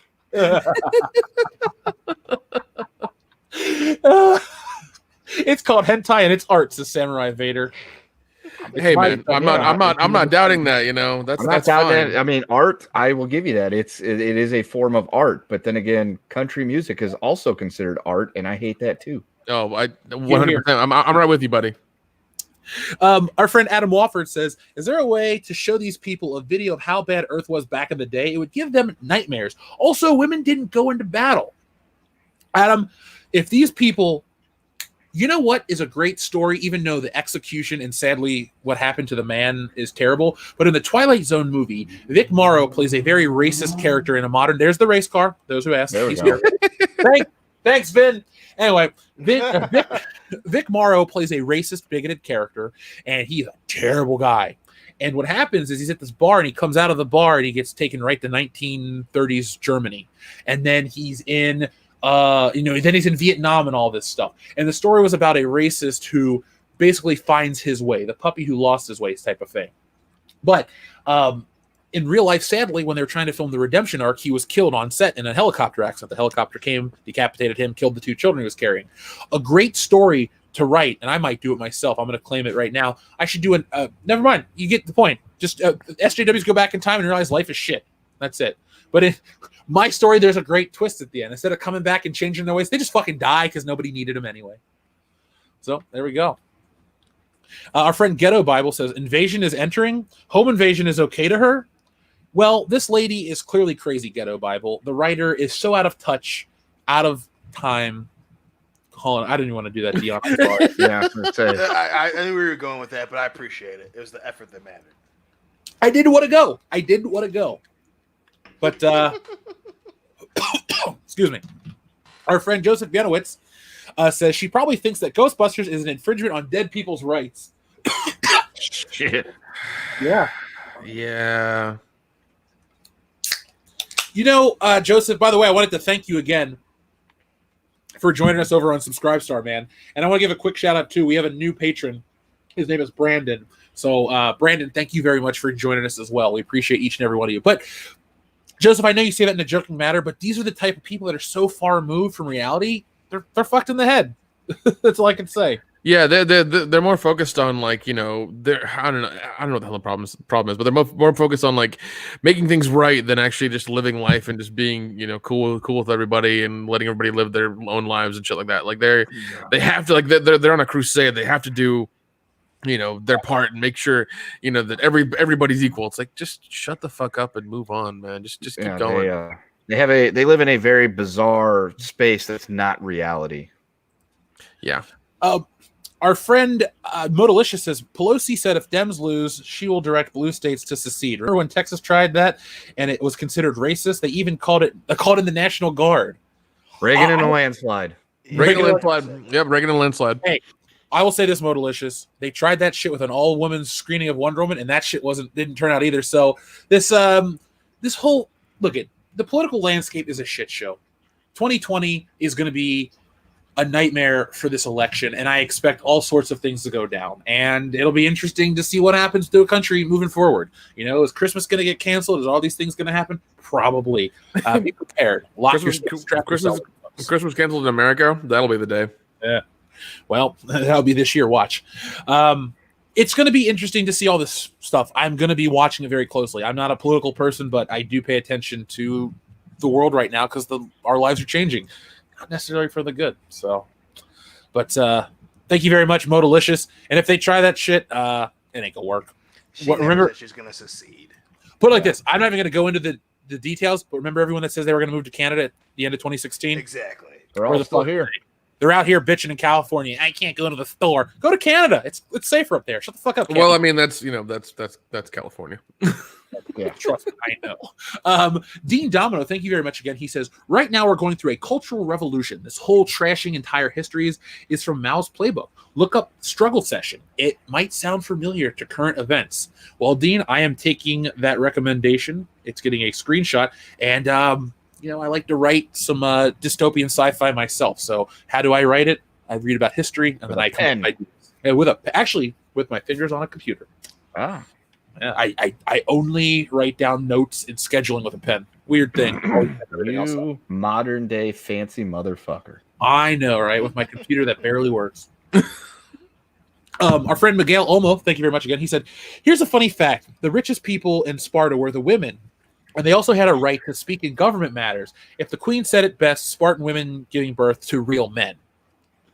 So I didn't know that about Spartan history. And yeah, Spartan women gave birth to real men. What do you guys think about that? The statement that the fact that the women were the richest ones and stuff. Well, I mean, obviously there's context. They weren't the richest, as in like every woman was rich, but yeah, they were some of the richest people. And even when someone earlier said that historically women didn't fight. Speak up a little, buddy. Sorry, yeah, the mic was a little farther away. But then when someone earlier said that women didn't fight in war, that's just not true. I mean, Mulan is based on a real person, but yeah, they were definitely, there were women that were rich in Sparta for sure. They weren't all the richest. I mean, again, make sure your context is correct, but yeah, some of them were, and they were allowed to partake in government matters, and a lot of them were. So, and Spartan women were supposed to be the sexiest, best looking women because they at an early age were bred to not only fight because they were the last line of defense in the city of Sparta, so they had to be able to defend the homeland if the men were somehow overtaken, and they all practiced gymnastics and all that other stuff to help keep them fit and everything like that. And the best looking ones married the highest ranking Spartan soldiers, because not every Spartan male was a soldier, but the ones that were of the highest level of their social status. So right. Legend tells of the beauty of the Spartan woman. Ooh. I was just going to say it's like Oprah today. They're rich, not beautiful. But anyway. Damn. I would like to see that woman do some gymnastics. No, I wouldn't. Never mind. Would not. She shattered her hip, let's be honest. I do want to see it now. I don't even dislike Oprah that much. Anyway. Thanatos Felicitas says George Carlin would eat her alive. He had the best joke about Genghis Khan too. I miss that man because I've been watching a little bit of stand up. Definitely would need him today, dude. We need George Carlin today, real bad. We do. I'm probably gonna go buy all the stand up on Blu-ray if I can find it, because he was great. He always had a great insight on people and on society and what was going on in the world at the time. Like he was amazing at that. And we definitely need him now for sure. Modalicious, excuse me. King James Bible, John 15:3 or 15:13. Greater love hath no man than this, that a man lay down his life for his friends. Then the red words, Jesus said it. So in terms of Spartan stuff, no, that wasn't back when the Spartan stuff. Remember how we were talking about the Spartan soldiers and the honor and stuff like that? Oh earlier? yeah. It was a reflection of Jesse's comment, I believe. Gotcha. Well, I think that's a problem that if Lord of the Rings would have come out recently, the Frodo Sam friendship and all that stuff, I think people would try to put it under the whole they were secretly gay lovers lens and all that stuff. And I think you really can't tell the story of like that without having that content or that being brought in. And if you say, well, it's not, then you're going to be called a sexist. So it's kind of dumb. The world is dumb. And by the way, I watched Idiocracy the other day and I cried a little bit because it's so accurate. Yeah, but I kind of want Terry Crews to be president, though. To be honest, at this point, I'll take President Camacho. Who do you think would win an election, The Rock or Terry Crews? Oh, don't, dude! Rock. In all honesty, I love them both. They both seem the same ticket. Yeah. Oh, damn. Rock Crews. Because why not? Oh shit. Oh damn. That you can't beat that. Then you can't beat that. That's a federal tax stamp. You can't get much cleaner than that. Let's see. TLJ Screwjob. So he says, so when watching Beverly Hills Cop 1 and 2, I had this bad feeling about Jeffrey, and then I remembered he's fucking Burke in Aliens. Well, he's a piece of trash in Aliens, so he deserves what he got. Yeah, that's true. Jonathan Hurst says, some change for the tip jar. Hail WCBS. Jonathan Hurst, thank you as always, and always thank you. You know what I mean. Andrew Clark says, Glib Facsimile is interested in the High Council. Ask Tom. I will ask Tom, Andrew Clark. I will send this over to Tom, and he will check it out. I've been talking to EVS. He wants to do a stream soon, so I don't know if it's going to be a High Council or whatever. Modalicious, I got your Clerks 2 reference. Shout out to you, buddy. So, yeah. And by the way, for all those out there who request us to have a Doomcock on the High Council, Doomcock's always welcome. But if you're a newer subscriber to either Doomcock or ourselves, Doomcock and I have talked many times. I've streamed him probably 20 times, honestly. He's been on a lot of High Councils. He's been on other stuff. Doomcock and I, and all of us here, all stream with Doomcock. So, hail Doomcock, all that stuff. He's cool in our books, and we'll reach out to him. Ghetto Bible says, we need a watch party for Six String Samurai. Oh, shit. I've never seen it. Oh, no, it's a good day movie. We did talk about, if you caught our Beverly Hills Cop stream, we did talk about a werewolf stream where we're going to do 3 werewolf movies and even one, the one that Dion mentioned as well, Dog Soldiers. So that'll be closer to October, hopefully, but we'll get that running and get that going and give you guys a date for that. What I want to say to all the audience out there, I'm not one of these people that likes to beg for all this stuff, but help us get to the 200,000 mark because we have a 24-hour stream planned all day. We're going to pick a day. We're going to stream for 24 hours straight. And in the 24 hours, it's not going to be just like us sitting, somewhere. Oh, we're going to talk about stuff for 24 hours. No, we're going to have segments and, we can have recommendations and watch parties in the 24-hour stream. It's going to be one of those, put it like this. If you're one of those people that can, follow all 24 hours of the stream, we'll even send you something. But we want to just make it happen. The reason I bring this up is because we'll do random obscure movies or just other things that we've never covered on the channel during said stream. So do me a favor, just spread the word and tell everybody, because once we hit it, 24-hour stream. And once we hit once we get to 500,000, we'll do a 48-hour stream. And once we hit 1 million, I would be willing to, once we get to 1 million subscribers, I'd be willing to do a week-long stream. Yes. Holy shit. Jesus, man. Holy shit, Jeff. Hey, at a million subscribers, we can afford to do a week-long stream. That's true. That's true.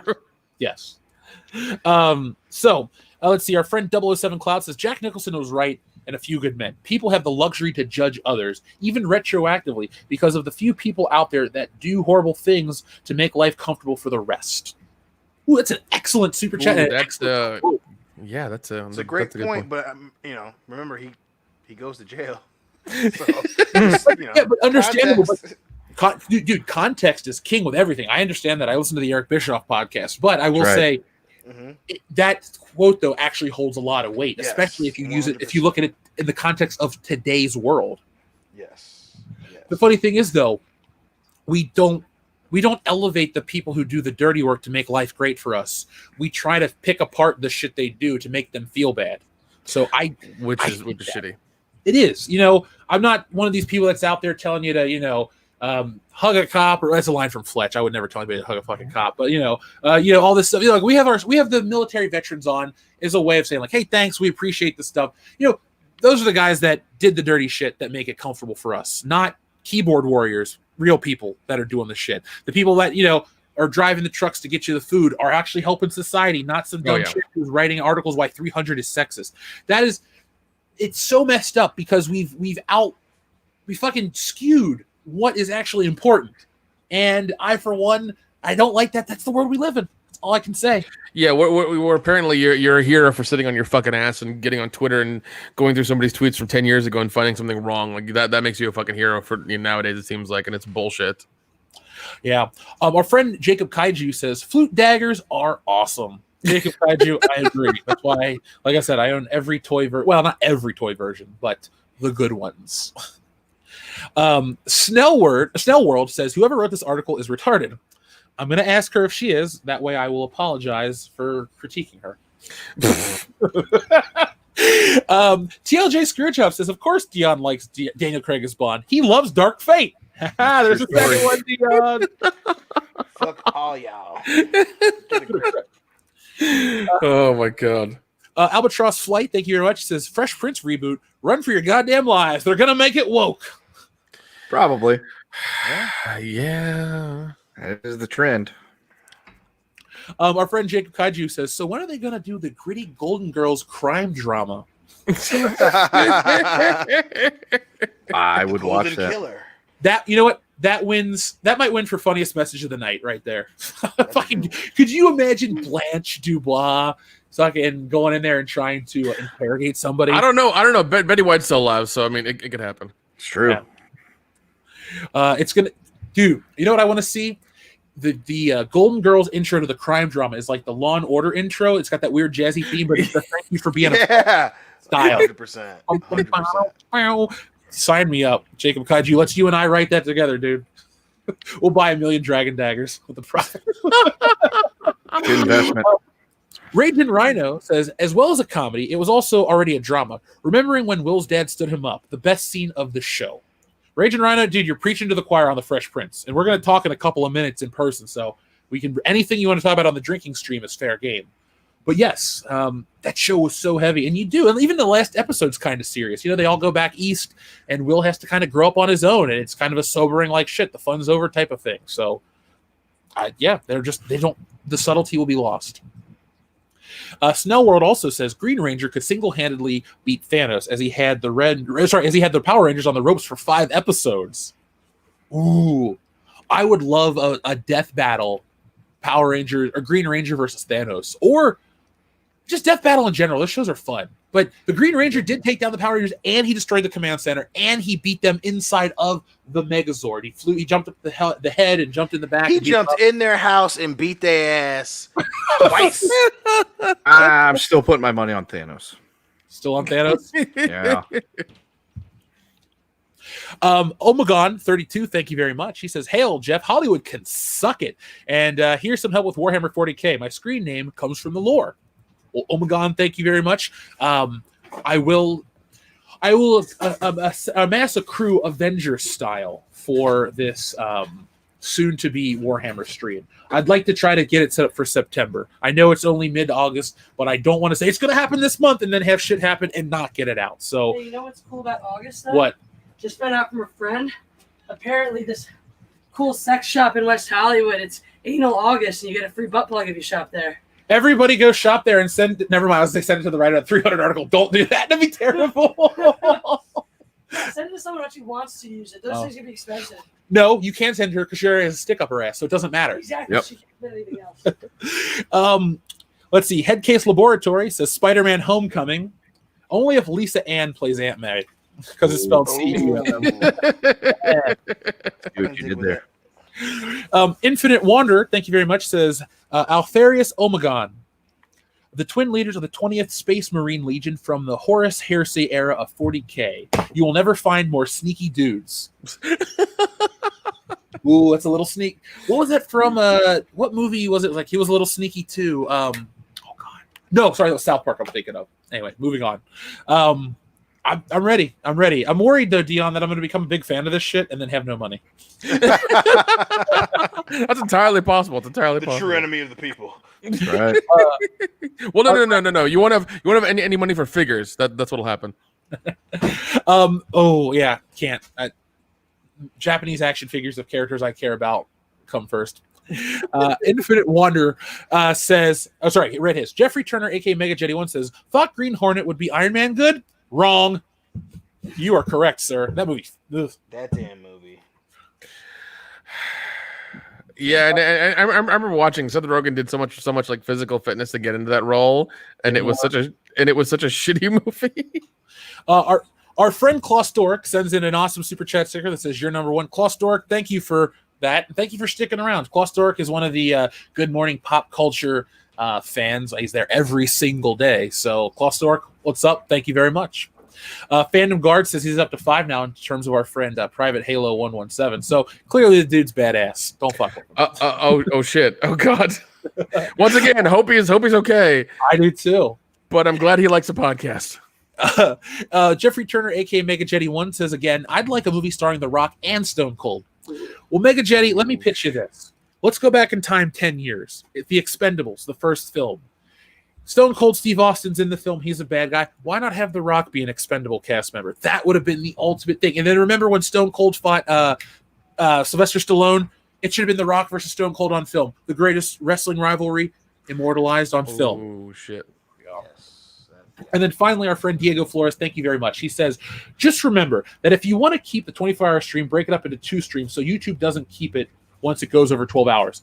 I'm definitely going to get advice from Mahler, Diego, because he's going to do his 24-hour EFAP, and he was telling me about how some of the stuff's going to work. So, yeah. I definitely want to do it like that, and we'll put it out. We might even host it somewhere else, because obviously it's going to be a long stream that might kill the algorithm, but we might host it somewhere else as well. So that way, if you guys want to go back and watch it, it's available, because who knows? It's going to get weird. We had one more pop-up from our friend, or sorry, 2 more pop-up actually. First off from Headcase Laboratory, who says, Spider-Man, the rise of Iron Man's Robin.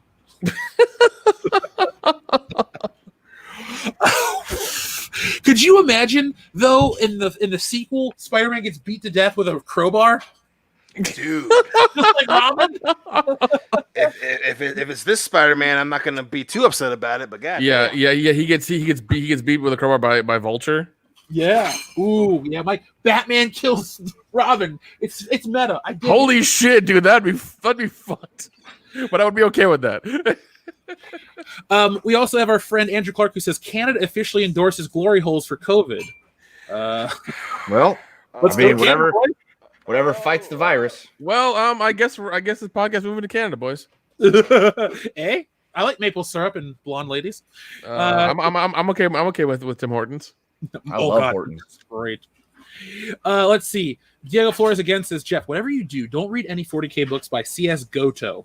God, I am still traumatized. If you can, get Hell's Reach to enter 40K. I'm taking a picture of that, Diego. I will avoid bad books. I don't want to I don't want to start out and ruin it for me before I can even get into it, because I think a lot of people are excited for me to check this out, and I know they'll be pissed if I'm like, yeah, I read this one by C.S. Goto. No, and I'm like, fuck Warhammer. See, that's what I do. Diego, I promise I won't.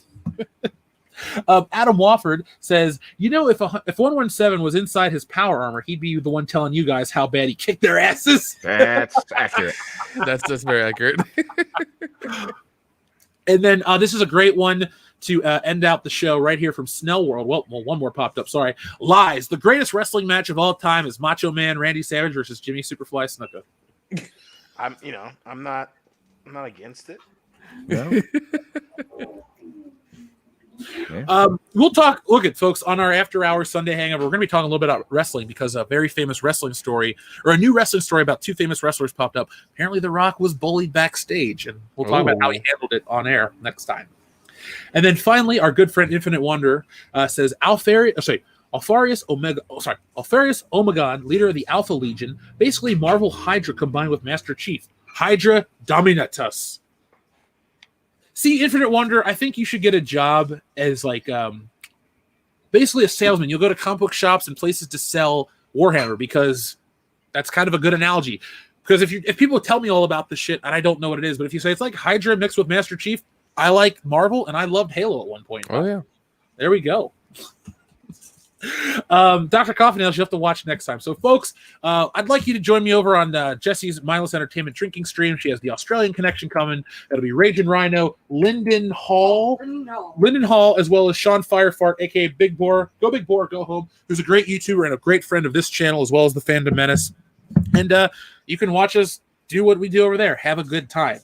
Adam Wofford also sends in one that says, also Matt Ward, Warhammer 40K books. He did Chat on Lore. Okay, let me take a picture of that too. You know what I'm going to do? When I officially do this, I'm going to let people in the stream, like Az and the others, tell me what's the best way to start. I'm going to take everyone's advice, okay?